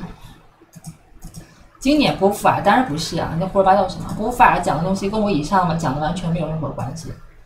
波伏娃讲的是女性是第二性，是被这个什么社会塑造的。我刚才讲的完全是另外一个东西。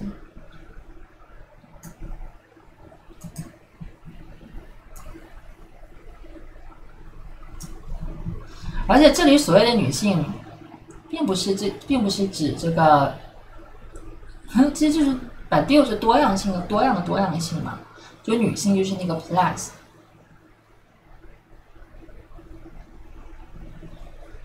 男性是 LGBT 是这个分类，女性是那个 plus。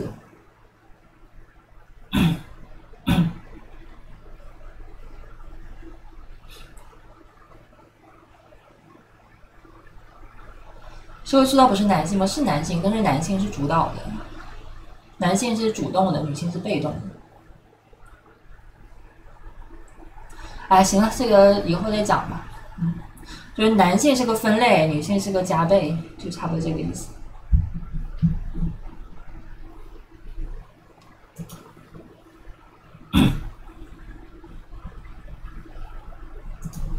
好，哎，对，说看了女子的文章，看一眼。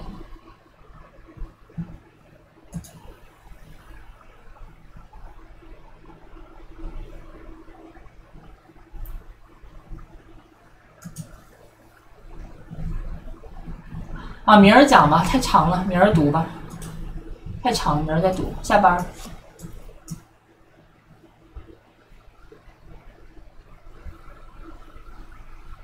下班了，明天见，明天见，拜拜。